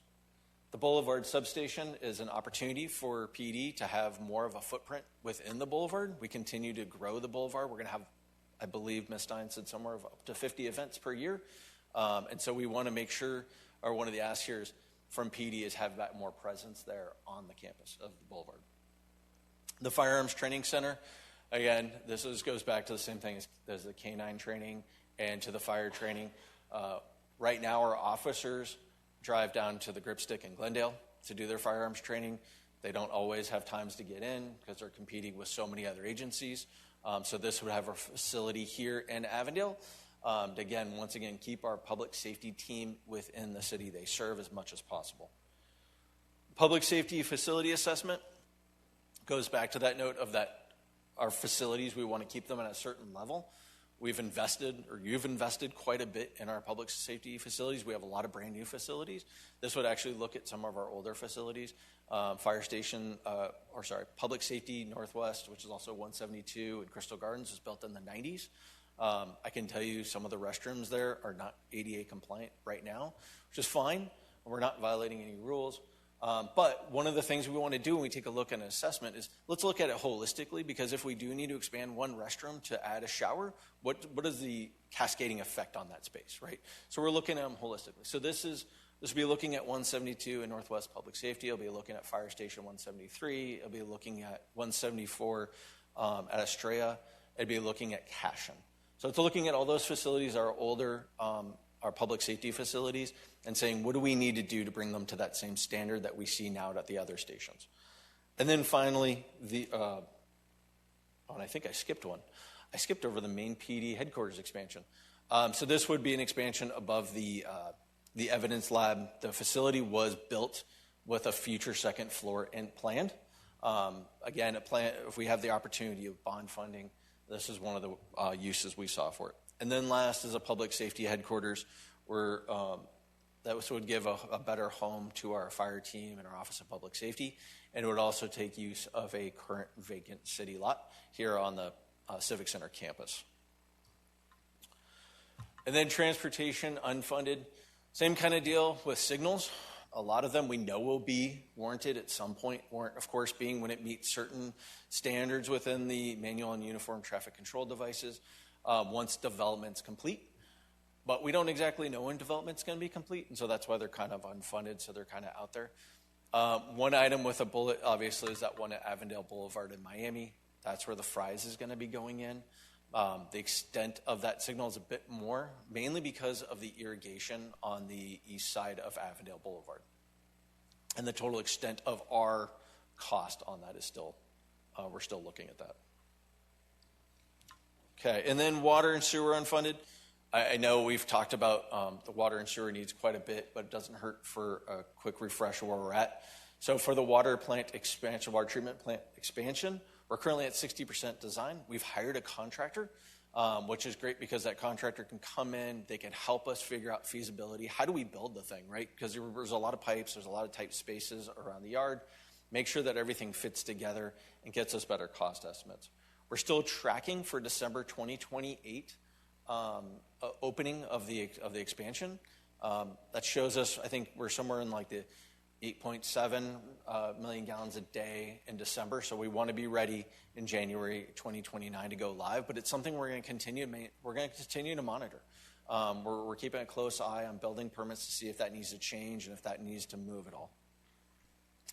The PFAS regulatory actions, I won't try to pronounce what PFAS stands for, so please don't ask me.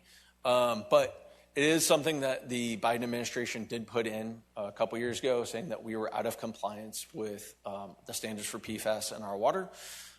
The Trump administration has pushed that out slightly, I believe 2 years, but it's still something that we expect we have to move forward with. So council did provide us with some funding last year. So we have purchased land where we believe would be the best locations for some new equipment. We're going to be kicking off design on the finalized. And once we have the finalized plan, we can kick off design. And I have that number there, the $18 million of $130 million budgeted, because I know in Ms. Weatherly's presentation, she's going to talk about how we finance the $18 million. So it was funded, but it is going to be financed. So she's going to touch on that. And then the Bartlett Dam expansion. Again, this is an opportunity for the city to expand our water portfolio. It is still very early in discussions. That $15 million as Avondale's share is still very much unknown. Okay. All right. Whew. All right. And now I want to talk about new projects. So these are projects we haven't previously discussed in other budgets. We may have discussed them in other meetings. But I do want to circle back around on them.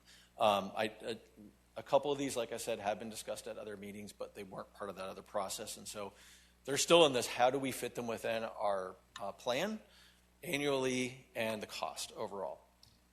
So the Boulevard. Ms. Stein did an amazing presentation. I got very excited about it, but there were some large numbers associated with it. So I just want to cover them all again one more time. First of all, Blueprints Capital. So they're the ones who answered that RFP to develop the southern part of the Boulevard area. This is the city cost share for infrastructure. So this is the streets. This is the greenway, that area for staging and events. It's currently at $6.6 million. It's still in negotiation. The next one is Park Avenue and Van Buren Signal. As Park Avenue gets built, and I'm talking about the warrants, right, we can expect at some point we'll need a signal on Van Buren at Park Avenue. The dollar amount here is really unknown.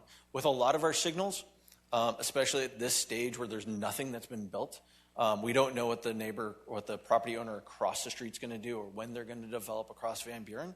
But we know that, and sometimes we would expect that developer to contribute, right, to a signal. So this number could vary quite a bit depending on what development happens in the next few years. And then the Boulevard parking and pad site. So this is a vacant lot on Roosevelt and Avondale Boulevard. We needed to purchase some of it anyway to the the Roosevelt Half Street improvements. But there's an opportunity here for the city to engage and really activate that site. Part of the reason why it sat vacant for so long is there's contamination on the site. At my understanding, it was a crop dusting site. And so there was some fuel leaks and some other chemicals that might have been on site. Again, our wonderful economic development team is working to obtain grants to handle the cleanup. So we'd be looking to purchase it, clean it up, and then find a buyer either through an immediate sale or a lease to sale, similar to what is happening with Embassy Suites. And then finally, the Roosevelt Half Street improvements.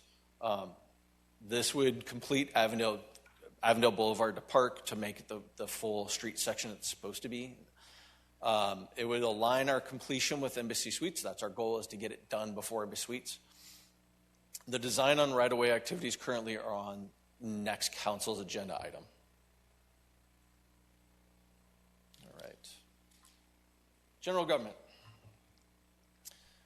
Our buildings were built somewhere between 2003 and 2008 on this campus. We've already replaced the chiller system, but a lot of the rooftop units are coming due. It's just a normal replacement cycle. So our facilities team is looking at a phased approach of about $13 million to upgrade, to replace the rooftop units and the interior VAVs. That's the air boxes that move the air around inside each building over the next several years. The resource center expansion, so I touched on it a little earlier. We had that study. We're going to be looking at when exactly to put that in. But that study showed that expanding the conference center space significantly expanding the senior center space, almost doubling it, adding future staff space would cost about $7.5 million. The Western Avenue properties, so this is a continuation of investing in Western Avenue. So there's two properties that we own in Western Avenue that we may look to demolish those properties. And then we're also looking to purchase small parcels in Western Avenue just to better help development come in where it's a little difficult for things like parking and entry and exits. More to come. And then last, we have the Advocacy Center. The Advocacy Center continues to grow. The need has not gone away in the West Valley. The building that they're currently located at is not meeting all their needs. Previously, we had talked to council about purchasing a facility in Goodyear. It didn't pencil out cost-wise for it. So again, I keep throwing back to Ms. Stein, but our economic development team is looking for solutions to provide them most likely some sort of a lease-to-build option. All right. Parks. Donny Hale Park improvements. We want to continue to invest in Donny Hale and Cashin. So we want to look at doing a splash pad. So we're talking about asking for money for a study. We don't know if a splash pad will work there. The infrastructure is a little tight on the older part of the town. Parking's very tight at the park. So a little bit of funding would allow us to take a better look at it and then come back and give you better options about cost and everything associated with it. And then upgrading the playground. We do have a pretty good handle on playgrounds. We've done a lot of them lately. And so we feel pretty confident that this would bring it up to that Avondale standard. We also have additional improvements at Friendship Park. The gazebo is not in a good condition. So how do we either remove it completely, relocate it, so that would be a better condition for the park itself. We need more shade, specifically in the area around the lake, and then site furnishings. We have a lot of those gabion seatings with the metal baskets with the rocks inside. Those are not really easy to maintain. They haven't provided the best comfort for our users. So we're looking for different furniture. We're going to use the pickleball courts as kind of the model for that. So when those courts open, you'll see a little sneak peek of what the furniture will look like throughout the rest. And then phase 2 of pickleball. We left space that we can continue to expand. We do believe there's going to be the need there for additional pickleball north of I-10. And would council want us to go forward it somewhere in that $1.5 million range because a lot of the infrastructure was put in that first phase. North Landing at Friendship Park. This is a grant project, so I believe we've talked to you about it already. But about $700,000 is our share to get this funding to get it built. So that would take from the bridge that Ms. Moon talked about and redo some of the multi-use path around like the soccer fields to provide more access. So if people come and they park, they can get to that bridge, hopefully, or the at-grade crossing, however council wants to move forward on that, to allow that access. And then the Avondale Boulevard Trailhead, this City of Phoenix actually reached out to us. This was part of the old Rio Salado project. They had identified a trailhead location at Avondale Boulevard just north of the bridge across the Gila. It's currently owned by our partners at McFlood. They seem to be open to allowing us to have a trailhead at that location. Phoenix will secure the grant funding for it. Phoenix will install it. We just have to pay our match. And it looks to be about $1.4 million. And that would be 4 to 5 years out from now on their time frame. Transportation. So streets expansions. Ms. Moon touched on the Lower Buckeye Road expansion just a couple weeks ago. There's no such thing as free money. We received a $28.7 million grant, but it is come with a $7.7 million City of Avondale share. And then looking forward to other needs in the area at the 107th Avenue underpass at I-10, it looks like there's space for additional lanes. So this would have that initial study, the DCR, to go back and say, okay, how do we do this? Is it possible? And then is there grant funding available for the project? All right. So I covered a lot of projects, right? So I want to circle back again, like I said, to these priorities. And last year, the number one thing was, hey, complete plan projects. Those first 3 slides, I hope demonstrating that we are doing what we can to complete those projects. The second thing is secure grant funding. Lower Buckeye Road is a perfect example of staff going out and getting those funds to take the burden off our residents as much as possible. Expand trails and sidewalks. We have a plan for the Agua Fria Trail, right? We are also looking at where else can we improve sidewalks. You've approved funding in years past for doing ADA improvements on sidewalks, so we're making those improvements now. We're looking at gaps in our sidewalks and how do we get those done. We're aggressively treating our roadways. The pavement management crews are out there every day. I think they took a day off a couple of weeks ago because of the rain. But they've done a lot in just a few short years. We're continuing to enhance our facilities. New facilities, Fire Station 171 is a great example. It also works to community pride. That was designed to align with historical town Avondale. And then we continue to look for how do we promote recreation within the city, whether it be by trails or parks or bringing in more tourists. And with that, I would really love some feedback on this priority list and everything I've talked about today.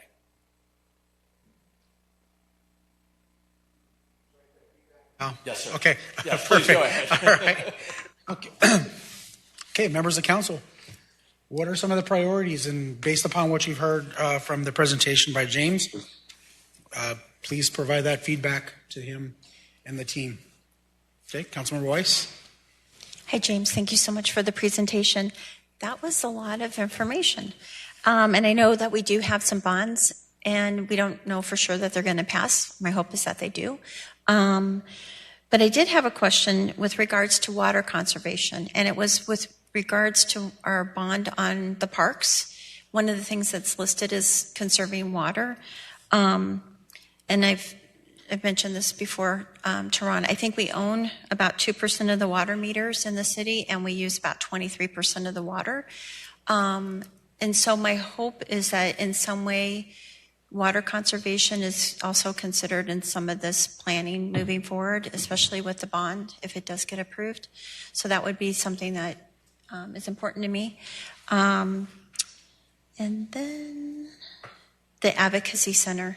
I was on the board for the Advocacy Center at one point, and it has outgrown that. It really has outgrown that building. It's a beautiful building, but they've outgrown it. And so my hope would be that that would also be a priority too. Thank you. Thank you. Other members, okay, Councilmember Solorio. Thank you, James, for the presentation. I always enjoy a PowerPoint presentation done by you because you got it spot on. That was a lot of information to take in, but I will say this, I see our priorities, but like Councilmember Weiss, some of the water conservation things, especially with, I know a lot of the community events, people bring up water right away because it's been in the news and people hear that and that's the first thing that comes to their mind. As well as, right now I'm looking at the list that you gave me and I could give up a bridge for some of the other stuff that are there. I'd like to see some priorities on some of the public safety stuff that was in there that's being looked at for the future. Because as we all know, it is wonderful to have the best of the best and have trails and have enhanced facilities and all of that, but we need people to take care of those things because, we like to have nice things. So that's where I'm at. Thank you. Councilmember White. Thank you so much, Mayor. Thank you, James. I just wanted to go through some of the things that I highlighted. So the priorities for me really haven't changed with the top three. I think one of the things that just kind of stuck out with general government that we don't have funding for, which hits under my favorite price point, like $1 million, like anything we could do under $1 million we can do, right? So like the Las Ligas Veterans Housing, that's about $950,000. The canopy at the mosque, if we can't get them the $15 million storage facility, let's not have them working out in the heat without shade.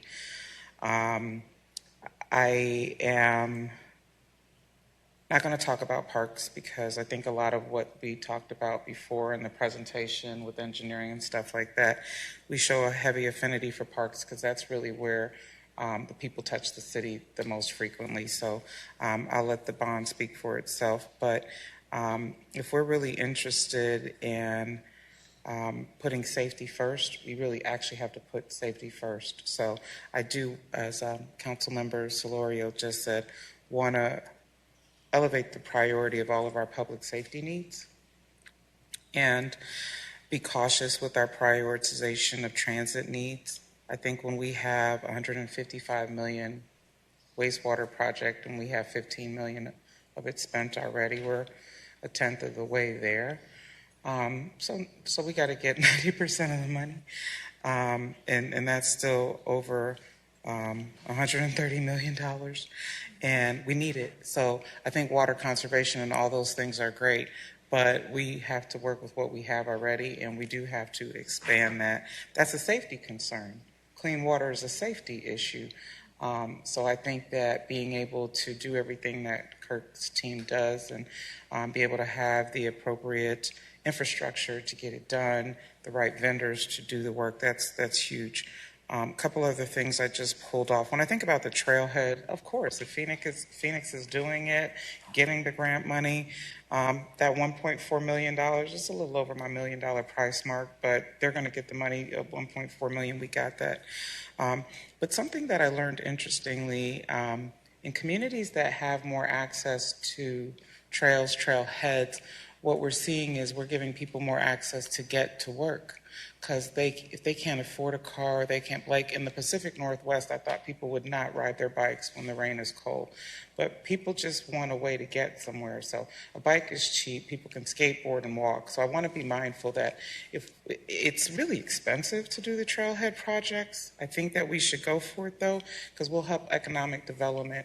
And for people who otherwise we might be thinking are unsheltered or whatever, using these trailheads, they might just be walking to work looking in a way that they can clean up once they get there. Those are valuable beyond compared to help people getting place to place who choose not to drive and who otherwise want to stay in their community and move from one end to the other.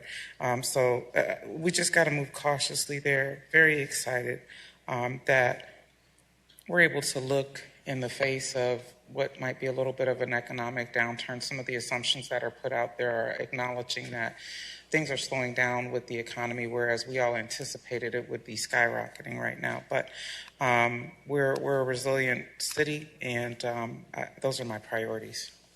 Thank you. Councilmember Garcia? Thank you for the presentation. That was a lot of information, but it was really good. And it kind of puts perspective and dollar amounts to all the projects.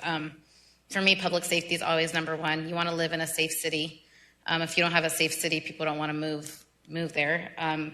But also having clean water, having nice streets that you could drive in is nice, and not having traffic all the time, but ensuring that like the roads are improved. And if I had a dream, the veteran housing would be one of my top priorities, as well as an advocacy center, to have room for those people to go and be able to do that. But for sure, public safety is my number one. Thank you. Thank you. Vice Mayor Nielsen? James, thank you so much. There's way too much to assimilate, though. I'm just thinking, as I'm looking at some of these things, there's some projects that have time needs on them. I mean, PFAS and some other things, you're 6 years out or whatever. I don't know if there's some way to organize these things that say, okay, these need to be done within the next 18 months or something like that to get them so they benefit the water, they benefit the advocacy center, whatever it might be. I'm just looking at, in me trying to decide, what's the priorities in my mind. You send it out and we check the top 5 that we want.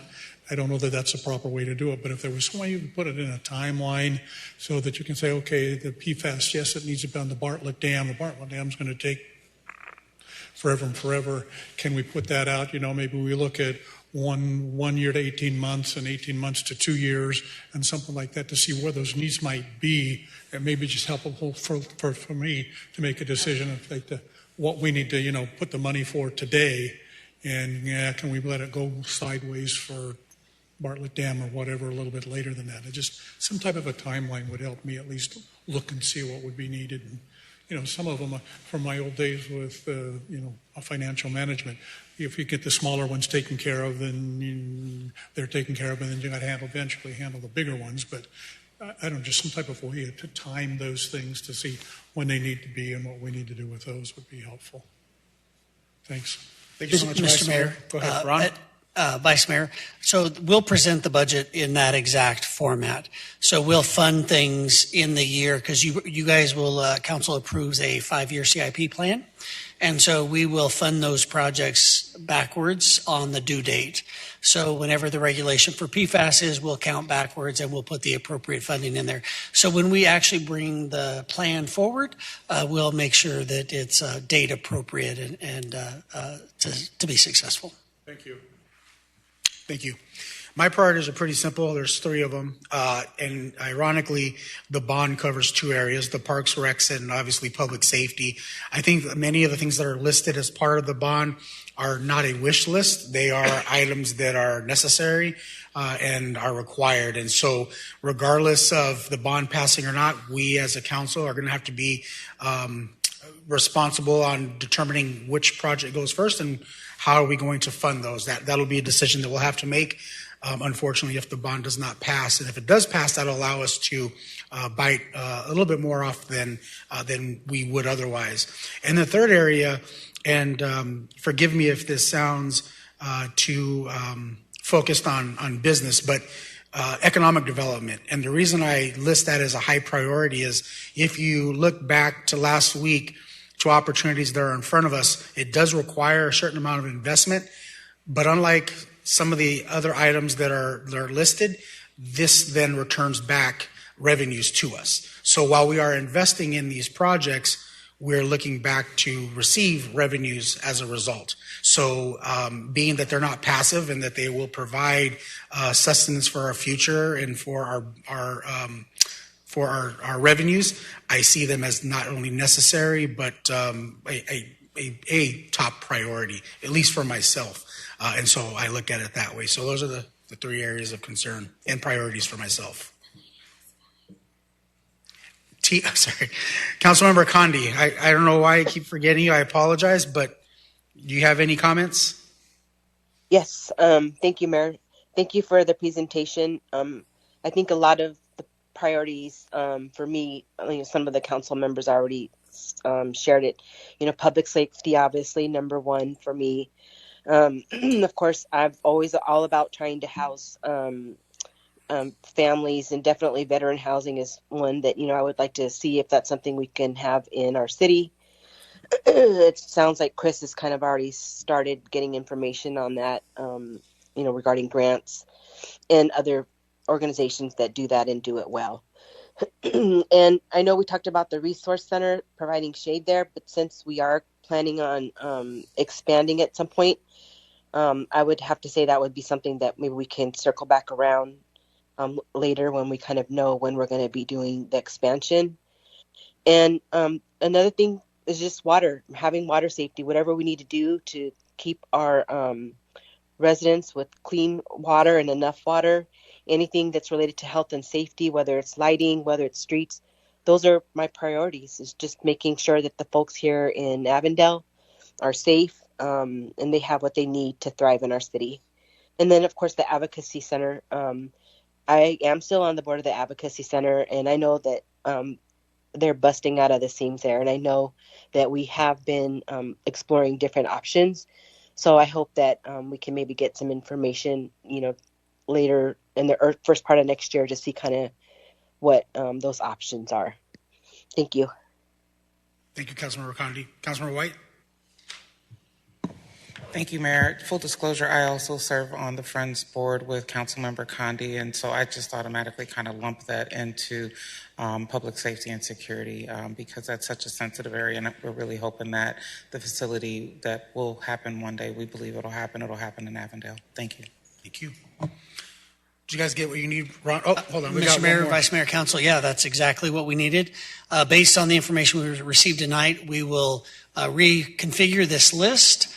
We can now begin to prioritize some of those projects as we determine how much money we have. But yeah, that's very helpful. We'll come back to you. I believe it's going to be in the spring based off the information we received tonight and when we get closer to knowing our actual numbers for 27. So I'm good. Councilmember Weiss had another comment or a question. Thank you, Mayor. Just a really quick question. The substation that's at Cashin, how often is it used? Because I know we're talking about the boulevard now. Is that one used on a regular basis?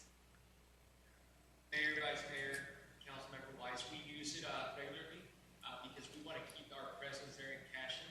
So you'll see officers, beat officers in and out of there, okay, as well as our animal control officers. Okay, good. Thank you. Mr. Mayor, and I received one question about a plaque on Western for the former representative, and we are working on recognizing him for getting us those grants. More details to follow. Thank you so much. I appreciate it.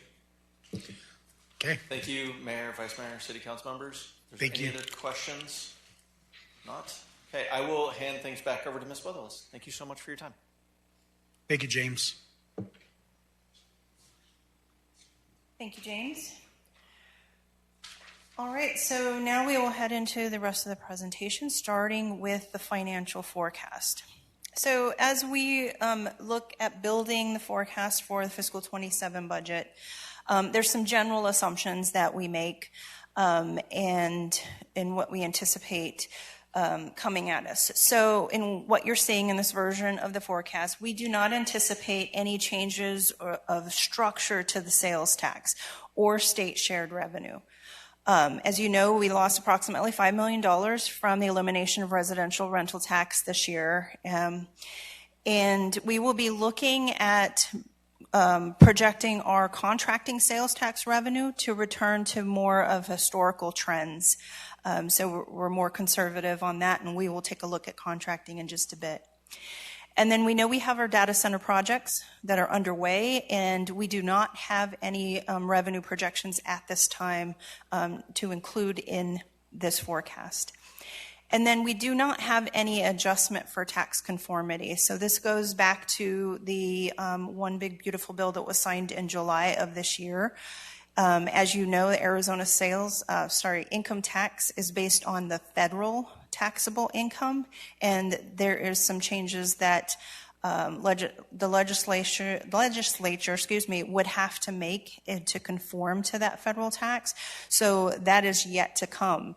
If you look at the projections that the JLBC put together, they were projecting as much as $380 million revenue reduction, for which we would see a potential revenue reduction as a portion of that because we receive a portion of those state taxable income. So at this point, we do not have any projections in our forecast. On the expense side, we did include some anticipated compensation increases for cost of living and merit, and we'll go through those as well. And then our overall inflation factor is 3% per year. So you're used to seeing our general fund forecast. What you're looking at right now is our ongoing revenue and ongoing expenses. So some factors that we talked about were the loss of residential rental. We're also seeing a revenue reduction that we have projected starting in fiscal 27 for the incorporation of Santan Valley. So we do get those state shared revenues, and when you have another city added to the pool, then everybody takes a reduction. So that is included in there. And you can see in 27 through 29, you start seeing our ongoing expenses exceeding those ongoing revenues.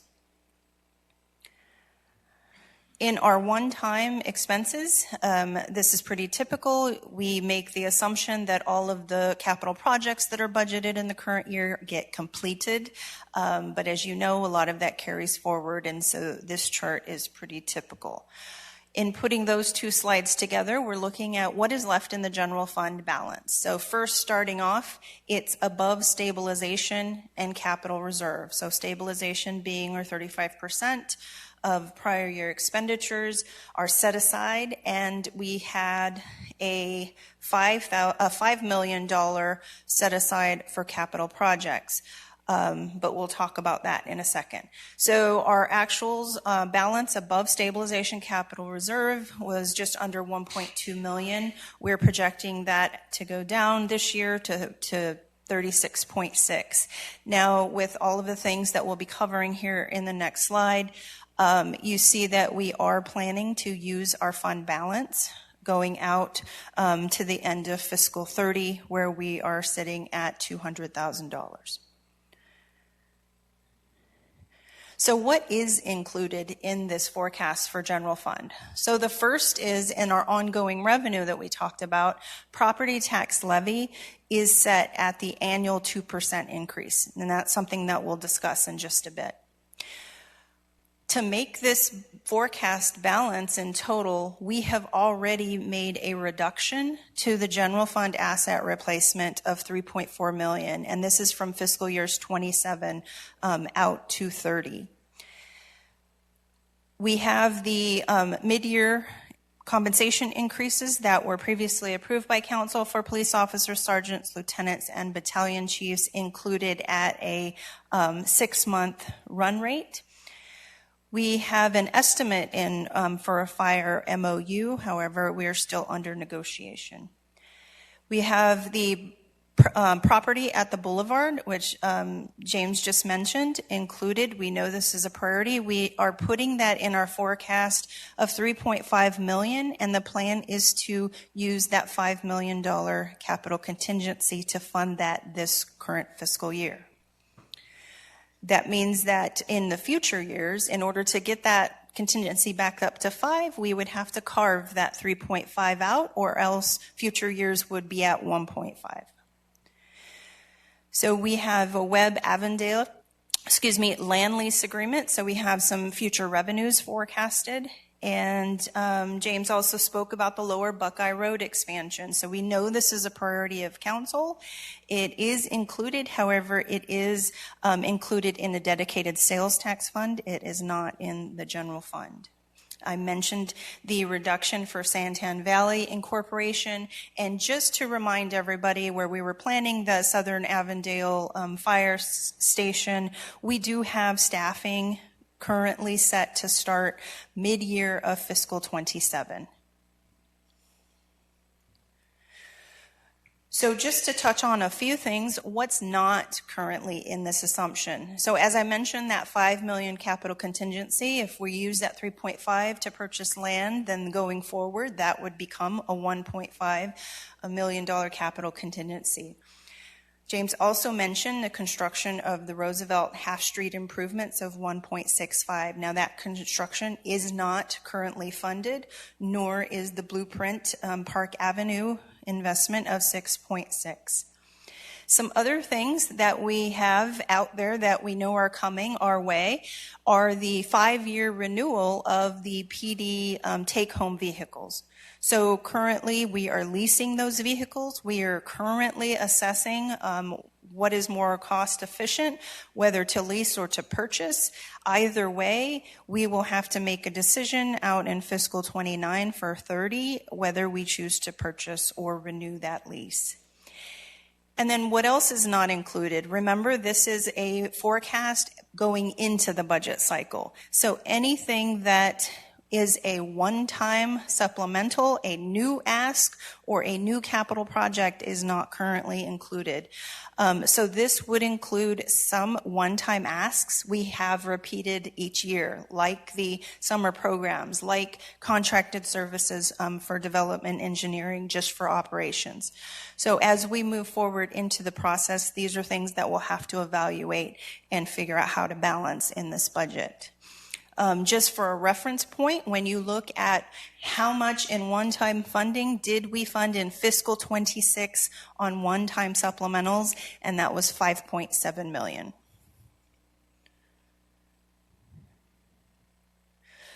So looking at our revenue, so sales tax is our largest revenue resource in the city. And this chart, typically I would say look at the top line, but this year, we lost our residential rental sales tax.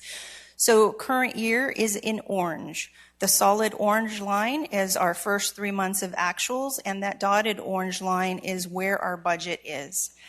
That difference between what our prior year run is and this year is because of that loss of residential rental sales tax and the fact that we do bring back down our contracting revenue compared to prior year. So when you look a little deeper into sales tax, you can see on this slide, this is our top 4 sales tax categories, and those top 4 make up 86% of all of our sales tax. So the first one is retail. Over the past 10 years, retail has increased. It's more than doubled, going from 21 million in 2017 to 42 million in 2026. And just to note, the estimate here for fiscal year is a 3-month actual plus 9 months of budget. Through the first 3 months of the year, however, our retail category is running at 4% over budget year to date. The next category is auto dealers. So you can see a bump going from fiscal 20 up to fiscal 22 has been pretty stable since then. And however, this year, for the first 3 months, we have seen a decline. We're actually running under budget by 11% for the first 3 months of this fiscal year. The next category I'm going to cover is restaurants and bars. That's the green one at the bottom, which also has doubled in 10 years, going from 4 million to 8 million. And year to date, it's running right at budget. And then lastly, talking about contracting, we talk about how cyclical that is. And we have gone from as low as $2 to $3 million up to as high as $10, $11 million. We have this budgeted this year at just over $8 million. And year to date, we are 7% over budget. So looking overall at the sales tax revenue, you can see those large losses coming from auto dealers coupled with the other categories that have been holding. Our overall sales tax is running at 4% over budget for the first 3 months. So taking a quick look at some of our other projected revenues, if you recall in our financial policies where we have our public safety sales tax and dedicated sales tax, we added a requirement to maintain a minimum reserve. And the reason why we did that was because we started putting more ongoing operating costs in those funds. So looking at public safety sales tax fund is a voter approved half-cent sales tax, and it does currently fund ongoing costs, including salaries for public safety. The projected balance in our forecast at the end of fiscal 31 is at $3 million, which is just at the minimum reserve balance. And again, this is going into the budget cycle. Our next fund is dedicated sales tax. This is another voter-approved half-cent sales tax, and this fund can be used for water, sewer, streets, and transportation projects. You can see here we have a projected balance of $17.6 million at the end of fiscal 23, and the minimum reserve is less than $1 million. That is because it's primarily capital-driven. We don't have a lot of ongoing costs being funded from that. Our HERF funds, we have currently $5.8 million to work with going into this budget. There is no minimum requirement in the HERF funding. And then with water, sewer, and solid waste, we have seen those and we'll look at these in the following slides. So the first is water. These were presented with the rates that were approved earlier this year. I just want to note that this forecasted fund balance that does meet the reserves out there in future years, it did include the assumption that we would issue $63 million in revenue bonds. So that 63 is made up of 18 million for the PFAS project, which James had mentioned, as well as $45 million for other water capital projects. So we will be returning to council at some point this fiscal year to begin that process for issuing revenue bonds for water. The next is sewer. So with sewer, obviously we have the reclamation project included in these projections. This includes an issuance of $145 million. Now keep in mind that the repayment of this debt was split between the growth that was hitting sewer development impact fees, and a portion of it, 40%, was embedded into the rates.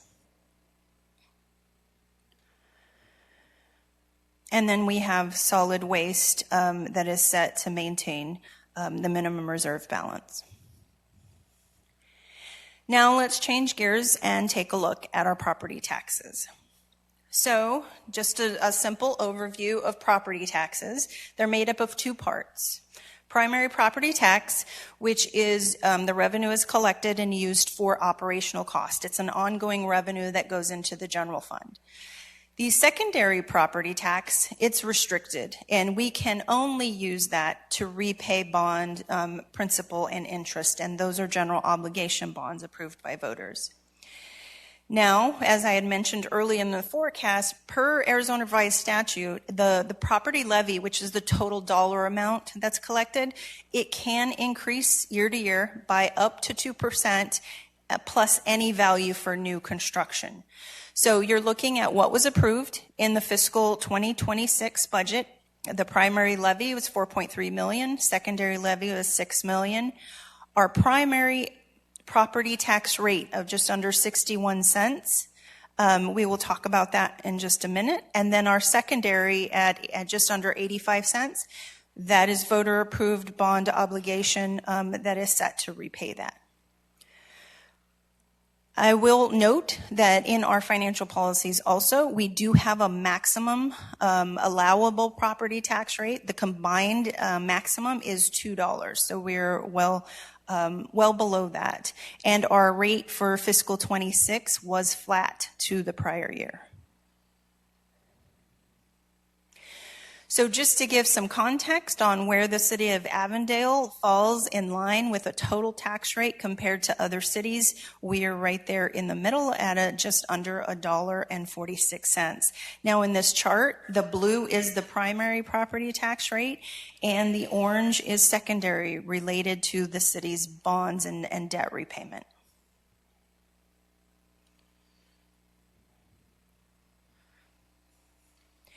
Now, if you recall, back when we had the conversation about property tax and levy, we focused on what's highlighted in yellow, the $84,791.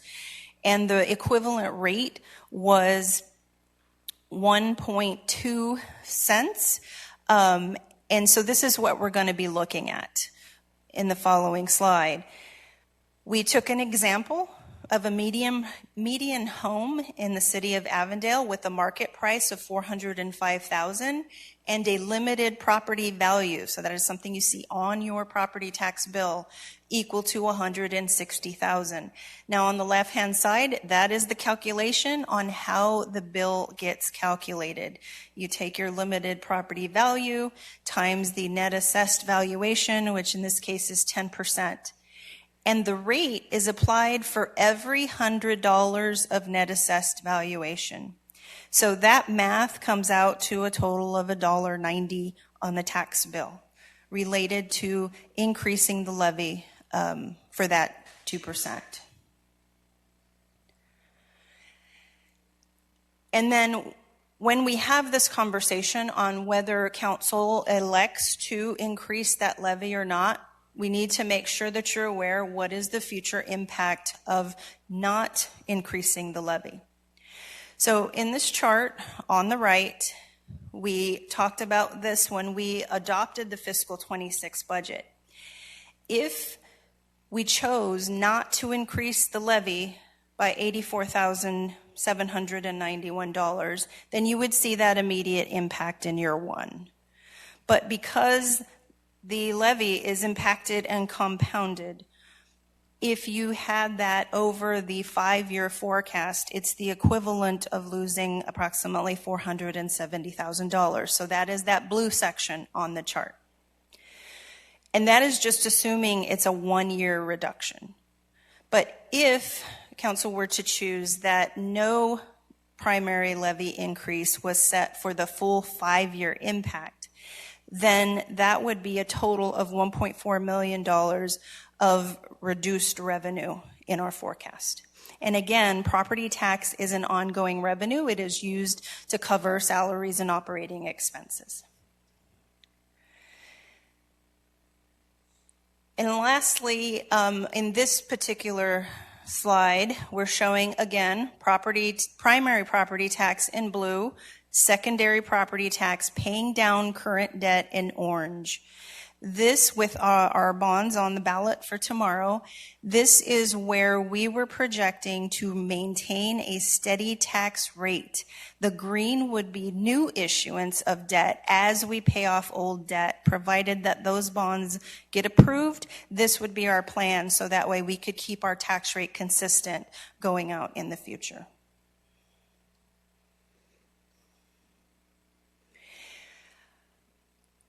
And then talking about financing, I just mentioned we have our Proposition 404 for $68 million for parks, recreations, and libraries, as well as Proposition 405 for $55 million for public safety. And we will see the outcome of the election.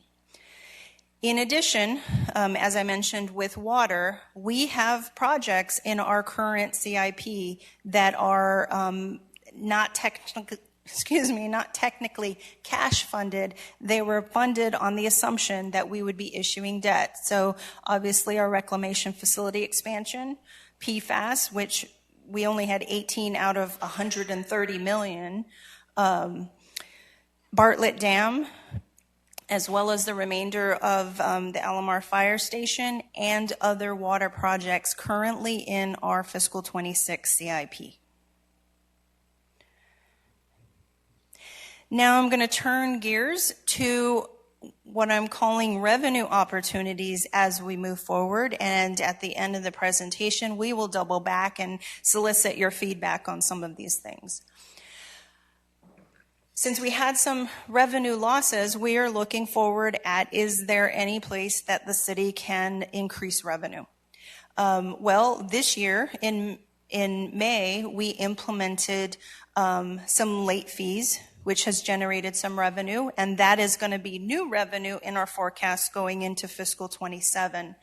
And then we are proposing a credit card service fees. So looking at late fees, so the program commenced in June of 25. The city currently charges fees, late fees. It's the greater of 1.5% of the balance or $2. And then we do not charge any late fees on balances of less than $25. So since that program commenced in June, we have assessed over $100,000 in revenue through October. And when we were looking at proposing the start of these late fees, we had about 25% of all of our utility bills being paid late. Our latest indicator is that number has gone up. It is now 27%. The second thing was credit card fees. Looking at charging what you would see as convenience fees or credit card fees when you pay bills. So this is just some preliminary information that we got from one of our credit card processors based on their customer base for the year of 2024. So in their customer base, 70% of their customers charge fees for customers to pay using an ACH transaction. That means I'm putting in my banking information to make that payment. In Avondale, we are not looking to add any fees for ACH. We do want to offer a free option. That would be our proposal going forward, is to maintain a free ACH transaction. Credit cards in general, 75% of their clients charge some type of fee. And we are looking at a possibility of doing that. And when you look at those clients broken down in Arizona, 83% of their clients charge fees. We are currently one of two clients that do not currently charge a credit card fee.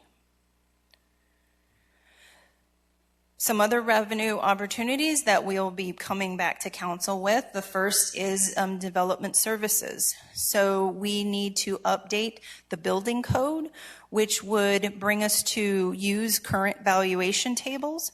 Now, this is not changing the current fee. It is updating the valuation table, which we are currently using from 2012.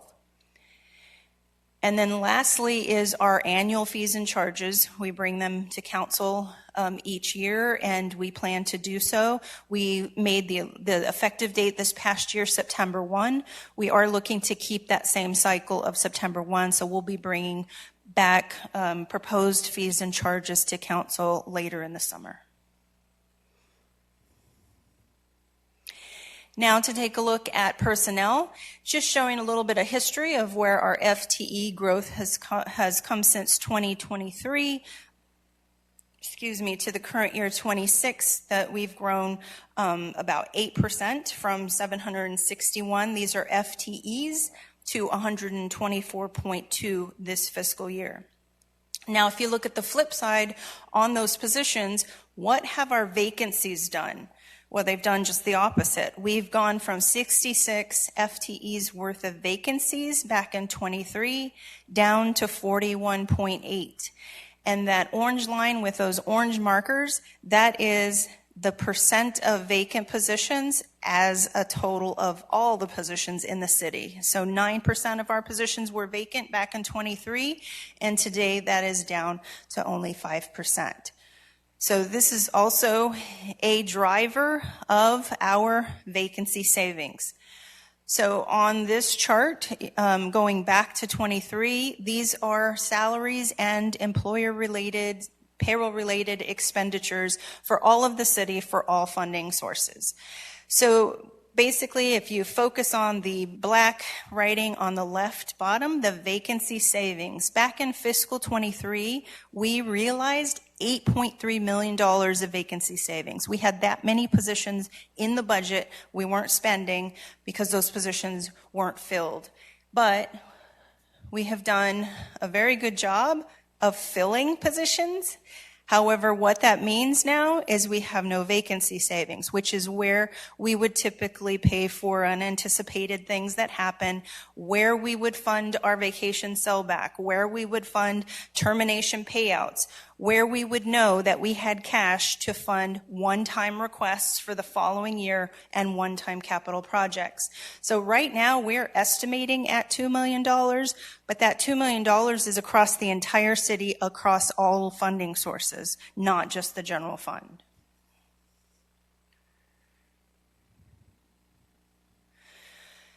So at this point in time, our fiscal 2026 employee compensation plan is to take effect on June 22nd of 2026. So in addition to the mid-year increases that were just approved by council last meeting, we are anticipating for police officers to receive a 3% COLA and the 5% merit step. Now, just like last year, we included a one-time payment for employees that were topped out, or at the, in this case, the top step, of up to 2%. For police sergeants, that was 3% COLA and a 3.8% step, and all of these employees would be eligible for the one-time payment. Lieutenants are a 3% COLA and a 4.66% step. Battalion chiefs at a 3% COLA, 4.56% step. And general staff would be a 3% COLA and a 2% merit. Now, fire MOU is still currently in negotiations. Looking at our employee benefits going into next fiscal year, as we trend out where our claims are, where the market is, what we're hearing from our consultant, we're looking at the potential of having a double-digit increase to premiums in fiscal 2027. So that's something we need a little bit more data on. We will be doubling back. Open enrollment isn't until the spring, and so we'll be including that in the version we bring forth to council in March. And in Vision, we had a plan where the actual rates ended up coming in higher for the buy-up, and so we opted to subsidize that difference for employees in the first year. That subsidy is ending on June of 2026. So that means that people that are on the vision plan with VSP, they have the option to have the basic or the buy-up plan. There's two different tiers. If they choose the buy-up in fiscal 27, they'll have to pay the full rate of that plan. And then our Employee Benefits Committee is meeting in December, so if there's anything else that's coming out of that group, we will incorporate that into our budget process and include it when we bring back the budget. So now at this time, we wanted to look at council's priorities. Now, these were the same priorities that we had going into fiscal 26. Which were economic development, as were mentioned. A lot of these were mentioned already. Parks and Rec, public safety, connected communities, services, and personnel. At this time, I am open to hearing if there is any change in these priorities, so we can take that into account as we build our fiscal 27 budget. Any members of council wish to share feedback in regards to these priorities as they're listed?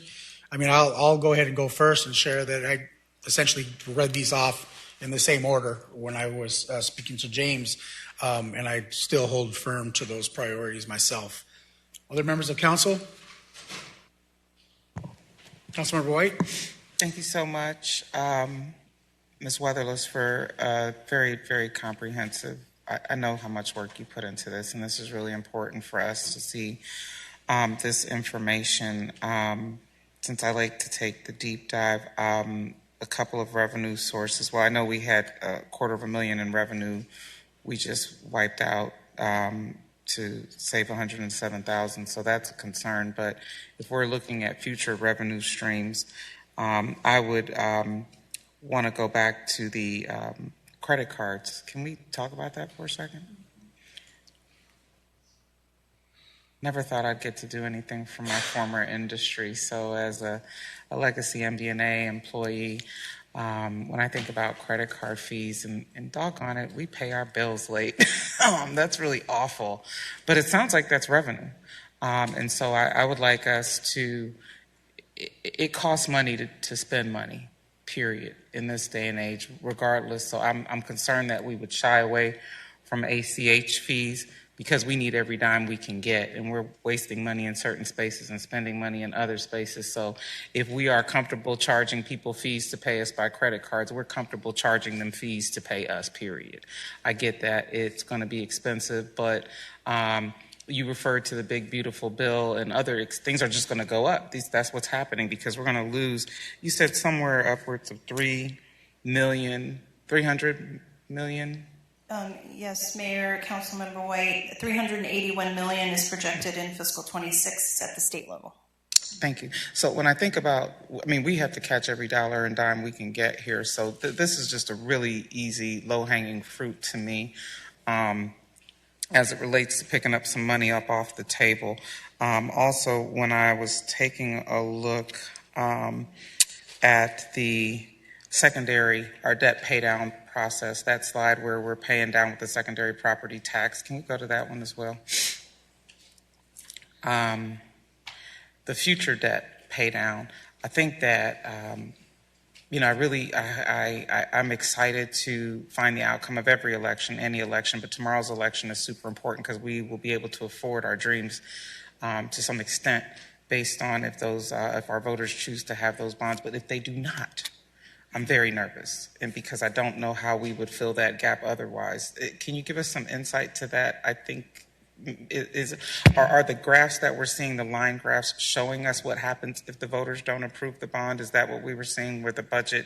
Our revenue and expenses kind of go flat on. So Mayor and Councilmember White, are you referring to our general fund slides Yes. that I showed? Those do not include any bond proceeds. So this is really just us being able to get the debt and pay the debt back. Correct. So we will be capable in paying the debt back if we are able to issue the bonds. Yes, because it gets added to the property tax bill. Okay, I'm very wishful for that. I think, and then the other piece that we went to FTEs from 2023 to 2026. We've grown our FTEs. And also how much it costs for us. And so I think in the last meeting where we were talking about, which would take us to the fire police slide, that, and I'm giving my thoughts in the best order that I can with my notes here. We talked about having a salary savings. I think it was referred to as $4 million. Is that actually $2 million or the $4 million? Or is it the $3.5 million from the last fiscal year? $3.5 million is from last year, and we only have 3 months for this year, but we're projecting about $2 million of vacancy savings for fiscal 26. So we still, so we're probably in that same range in space. So we do have that, that salary savings to kind of work with from FY25. So that we realized the whole $3.5 million, right? We did realize it, and those monies were rolled into the balances you did see in the general fund forecast. So those monies would already be spoken for. The $2 million are what we say when we fund something from contingency. Yes. So for example, the mid-year compensation increases that were just approved, we said we would use vacancy savings and whatever's left and then go into contingency. So some of this is already spoken for. So that is with what we're going to be spending for that mid-year taken out. I'm sorry, I didn't. That is the mid-year salary adjustment already taken out of the $2 million. Some of it. Some of it. Awesome. And then thank you for your patience with me. Thank you, Mayor. Thank you, Council. Retail tax revenue.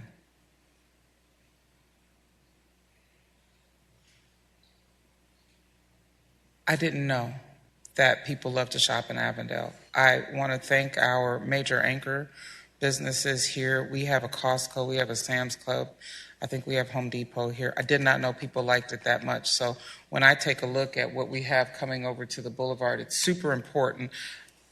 Jen, I see you back there. You're shaking your head. I appreciate what you're doing, bringing businesses here.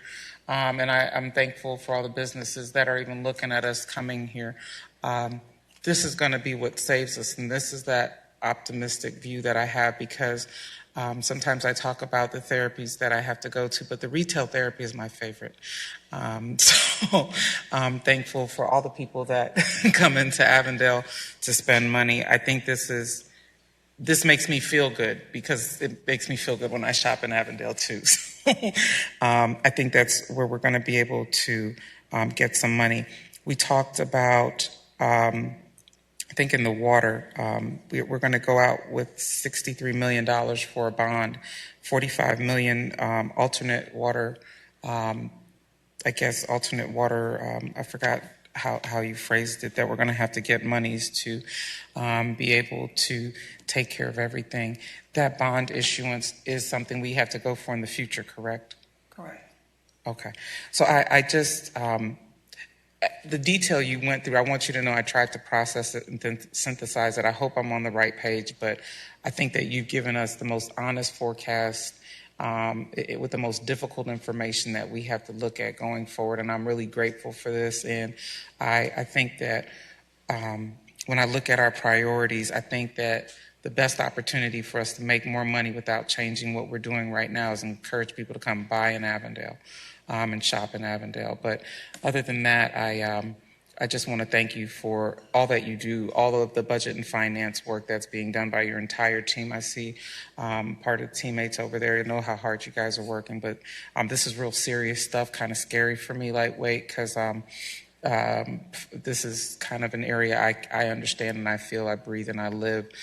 So I just wanted to pull out the high bars that I understood and I'm concerned about.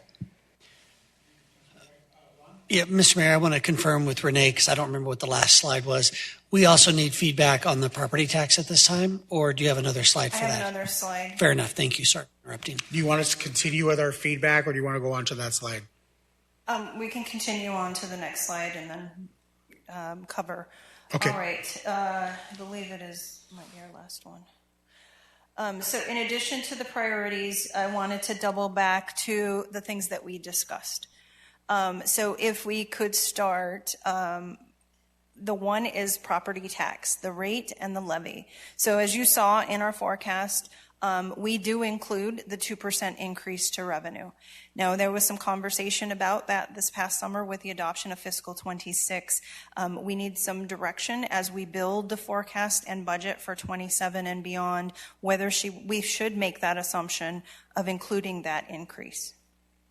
The credit card fees we talked about, as well as annual fees and charges. Those are things that, as we develop it and come back with a firm proposal, that will be something that we are presenting for council's consideration. The issuance of debt, as you mentioned, Councilmember White, we will need to come back this fiscal year, and as James had mentioned, we don't want to issue bonds in advance of when we need the cash flow. We don't want to be paying interest just for the sake of having cash on hand. So we are working with our projects to build up cash flows to find out when we're going to need those dollars. So we will put that proposal together, work with our financial advisors, and bring forward a proposal. The reduced capital contingency. Now, this is something that right now we have a priority to spend $3.5 million on a land purchase. Well, we know we have that $5 million set aside that we can use. The question is, do we want to carve out 3.5 in future years to build that back up to 5 million, or do we leave it at the 1.5 until things get better? Until revenues increase, until we see some data center revenues generated. Those are things that we can take into account. And then lastly, on medical insurance premiums, as I mentioned, we could be looking at a double-digit increase for employees and the city. And if there is any appetite not to assess the rates that would balance out our self-insured fund, then we need to know that as we set those rates going into open enrollment. So though that doesn't conclude the presentation, I would continue to take any feedback that you have. Okay. Councilmember White, do you want to follow up on any of what you just said for this last slide before I move on? Thank you. For the property tax rate levy, credit card fees, annual fees and charges, all the things. Thank you. That was short and sweet. Councilmember Weiss. Thank you, Mayor. Thank you, Renee. I did have a concern. You were saying that 27% of our users paid their water bills late. Is that something new that's happened recently? I mean, has that been an ongoing issue for years and years?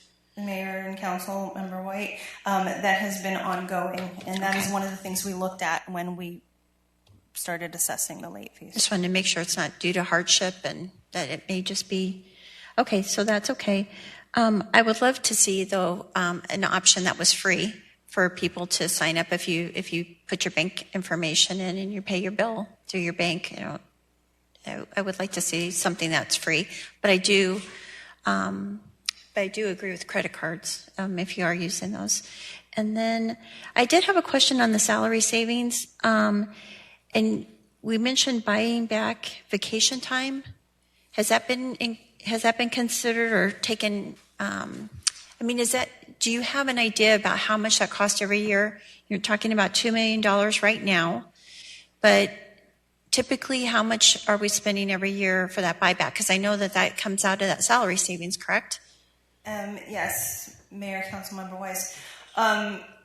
Yes, and it's an expenditure we don't put in the budget because we have typically used vacancy savings for. So vacation sellback is dependent in some cases, at least for the MOU, they have a higher limit. For a regular 40-hour employees, they're limited to a week. That number has been as much as $300,000 or over $500,000. Okay. Thank you. Can I follow up on that really quickly? So that number, is that for the end of this year, December of 2025, would that be from the $2 million number that we just referenced? Okay, okay. I just want to make sure because that's important. Any other? Okay. Councilmember Solorio? Mr. Mayor, I'm sorry, I'm just taking notes so we can make sure we get council's wishes. Councilmember Weiss, did you have an opinion on the property tax levy? Sorry, thank you so much. That's $1.90 basically per home, and then it ends up being $83,000 for the first year. I think that I feel the exact same way that I did before, that I'm in agreement with it. Thank you. Okay, Councilmember Solorio. Thank you for the presentation, Renee. I too, like Councilmember Weiss, would like to see some kind of like electronic transfer to pay our bill, you know, rather than what we currently have, like an ACH or something like that, something that's free per se, because I think that's important. Sometimes, you know, if it's set up that way, not all late fees could be avoided, but some folks might, you know, be apt to free payment, you know, a free charge, I say no charge, and it might be a better solution. I will also say that I personally don't want to have a property tax. That's just my feeling on it, because I feel like we're getting into times where we're really putting the burden on the people that live here. And it might be this or that here and there, but that stuff adds up. So that's where I'm at. Thank you. Councilmember Garcia. No on the property tax. I'm okay with the late fee or the credit card fee thing because I'm always late on my water bill, literally every month. A free option is great. If they do like an automatic like thing, then those people obviously are really well with their money, but I pay a credit card fee for almost everything that I spend my money on, so I'm definitely okay with that. Yeah, and that's it. Okay. Councilmember White. I just had one more thing. I was thinking about the innovation of paying in person being for free. So I think if we take any payment in person, we can facilitate that for free. I know that we might have a difference of opinion on ACH, but to me, if you're spending money online, it's a protection to you and a protection to us for us to charge you a fee. So if you've given us your checking account information, I think our free option is right here outside of the clerk's office. If you want to pay, come pay in person. That's free. Thank you. Councilmember Condi. Thank you, Mayor. Thank you, Renee, for the presentation. I'm okay with the annual credit card fees and the late payments. I'm really on the fence about property tax because I know there's a lot of people that are struggling right now with just everything, just the cost of increase for everything. But I just want to make sure, you know, when you say it's $1.90 per home, that's really what it's going to be. And is this something we can circle back to? And I guess I just wanted just to see exactly if we didn't have it. I think you showed a slide. If we didn't do it, how that it would affect us long term. Do you have that on there? Right here. So Mayor, Vice Mayor, and Councilmember Condi, I put it up. So the 1 year was the $84,000 to not increase the levy, and that's a 1 year impact. The 5 year cumulative would be as much as $470,000 to not increase 1 year's levy. Okay. Oh, here it is. Revenue impact. I'm on the fence with that. I mean, it doesn't.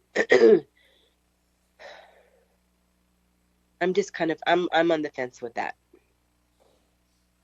Do you need a definite yes or no? No, Ron said that's okay for It's an now. answer. Thank you. Yeah. Thanks, Ron.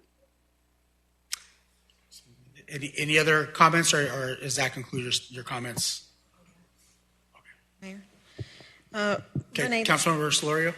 question for you. What did we pay out last year for vacation buyback? We can send you that number. I don't have that off the top of my head.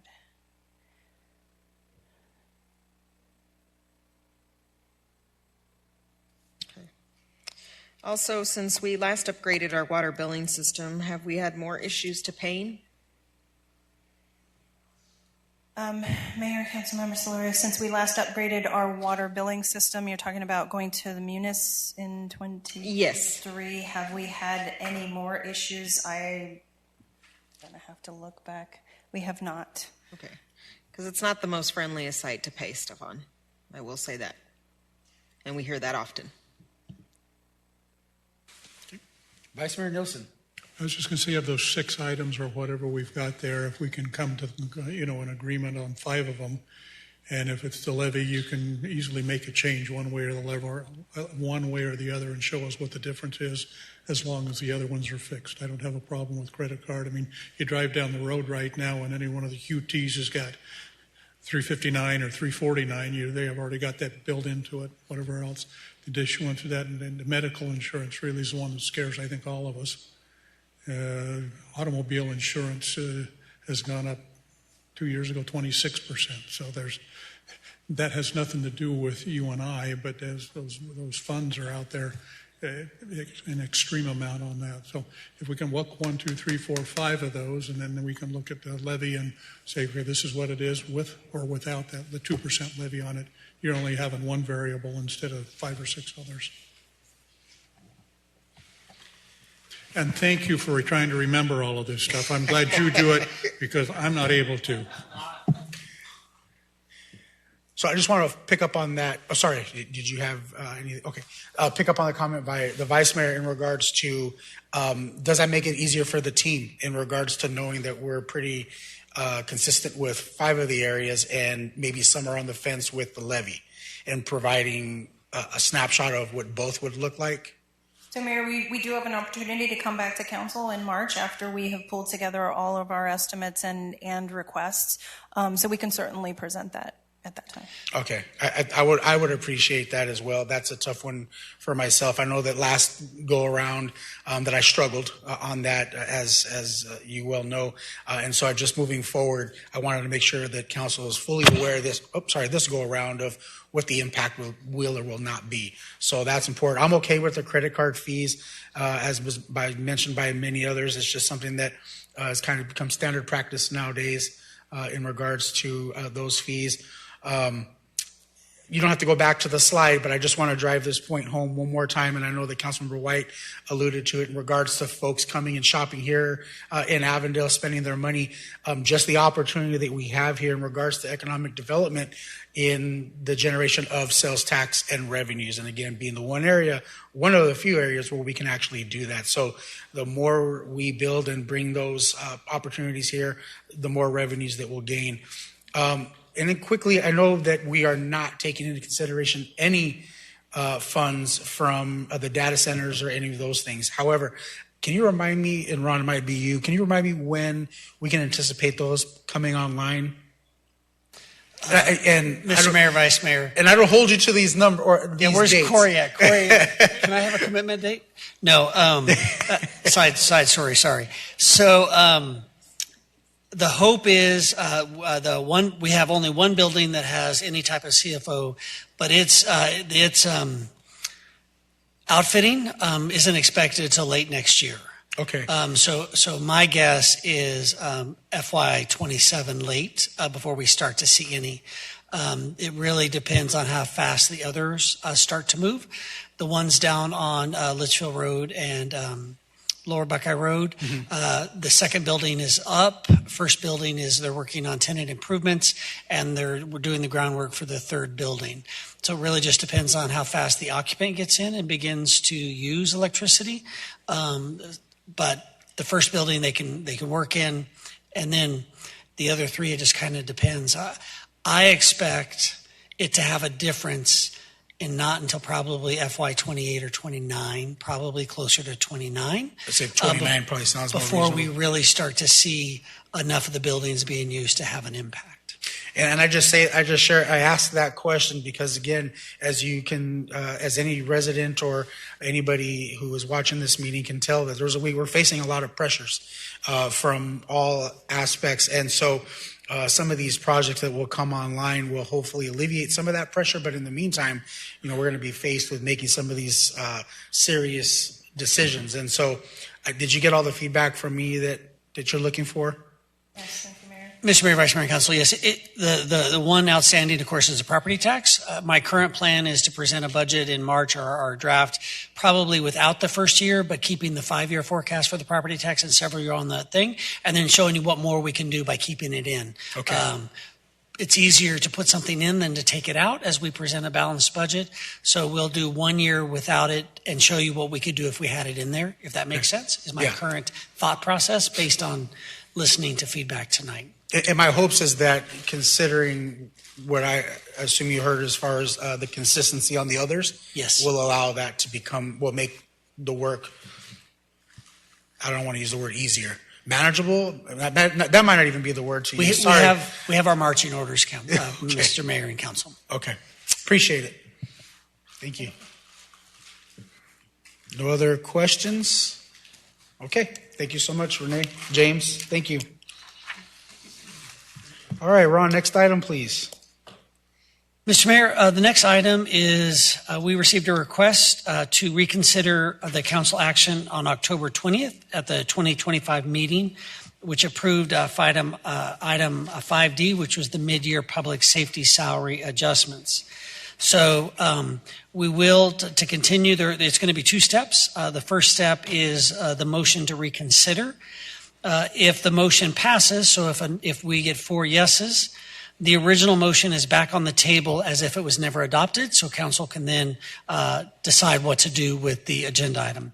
If the amendment fails, so if we receive 4 or more no votes, the discussion is ended. The decision council made at the last meeting stands. Okay. I think that's what you need at this point to move forward, and staff is available to answer questions on this first step A. Okay. Are there currently any questions on this motion in regards to reconsider what we passed 2 weeks ago? And Councilmember Condi, any comments? No, I don't have any comments at this time, but I can say that I'm listening, having Renee make that presentation. I really appreciate that. Okay. Thank you so much. I appreciate it. Okay. Well, it looks like we have and the discussion would occur only if this comes back. All right. So we have a motion to reconsider by Councilmember White, a second by Councilmember Solorio. Please vote. Councilmember Condi, how do you vote? Aye. Okay, so we got 3 yeses, we got 4 noes, so it looks like it failed. So at this moment, we will not reconsider and keep the January 5th date as we voted on 2 weeks ago. Is that correct? Correct. Okay. All right. Item 6, summary of current events. Do any council members have anything to share regarding any events? Well, as many of you attended the race on Sunday, some of you might have attended the race on Saturday or even Friday, and it's just great to see Avondale in the spotlight. I know that all the signage says Phoenix Raceway, and that's something that's been debated many, many times, but nonetheless, the economic impact that is felt by Avondale, I just want to thank all of those who came from across the country or different parts of the state to spend money here, lodge here, recreate here, but more importantly, come and watch a fantastic race. I know that I was holding for, I'm not a NASCAR fan per se, to the degree that I know all the racers, but I know that I was really cheering on number 11, who was leading and then changed their, this is based upon what I heard on the TV, changed 4 tires as opposed to 2, which may have done him in. Although that's the decision that him and his team made, and he ended up coming in 2nd place and did not win the championship. So while I was cheering him on, it was also good to see the other gentleman who won. And then a couple of weeks ago, I was able to attend a Hispanic celebration that was started by Judge Pep Guzman. I'm not sure if I covered that or not, but really quickly, it's just nice to see members of the community being celebrated and highlighted and achieving gratitude from the community who may not necessarily hold positions that otherwise you see kind of the celebrations be... can't even think of what I'm trying to say here. But normally you see CFOs, CEOs, vice presidents, presidents of corporations getting a lot of awards, and that's great. But there are unsung heroes in our community, and I love to see them be not only celebrated, but awarded as well for their good work. Any other council members? Nope. Okay, Councilmember White. Thank you so much, Mayor. I had the opportunity to represent Valley Metro RPTA and also the City of Avondale at the Impact Conference in Portland, Oregon. Impact used to be called Revolution, but a couple of years ago we hosted it here in downtown Phoenix, actually in 2023, and they changed the name. And I just wanted to provide kudos to Kurt, to Harold, because Matt Dudley presented on behalf of We Ride to this conference, and multimodal transit is so important, and being able to share the benefits of having microtransit out in this part of the country is so important. So that was a really big hit, and we were grateful because what we're seeing is microtransit in municipal spaces and places tied to governments is so different, because most people are just kind of used to the Uber and the Lyfts of the world, or even the automated cars that we see over in Tempe and downtown Phoenix. So we're looking at alternatives. I also wanted to, as well as you, I wanted to thank the president of the Phoenix Raceway and the entire team for allowing me to host guest at the Raceway this past weekend. I actually had the opportunity to meet Kyle Larson, the driver of Car 5, on Thursday, and we all knew it was in the cards he was going to win. So to watch him pull off the race, I feel like I'm more than honored to be placed amongst the champions that have raced on our track, and they know me and have made a personal connection. So I'm very grateful for that. In addition to that, I had the opportunity to meet one of the newest members to the staff and to the team with Visit Phoenix, Joel Kester. He's somebody had the opportunity to share, and he's going to be in charge of sports and events for Visit Phoenix, and they really wanted to be able to activate that asset. The title on the building is still Phoenix, and so there's a huge private-public partnership with that. And so one of the things he shot out there, I wanted to make sure I shared it with our city management and our team, but was having indoor pickleball in some of those garage spaces that are unused, because we don't activate that when they're not there. And he even thought about accessible indoor pickleball. So just to know that there are people who are coming out to our region. He just moved out here from the state of Oklahoma, who want to activate and do things on site. Really made me excited. Thank you. Councilmember Weiss. Thank you, Mayor. I was able to attend the Day of the Dead event at the historic Goodyear Historic Cemetery, and Ballet Folklorico was there, and they just did a wonderful job. Renee was there. I got to see her and got to meet her mom. And I wanted to also thank the team who, I'm sure it was in Parks.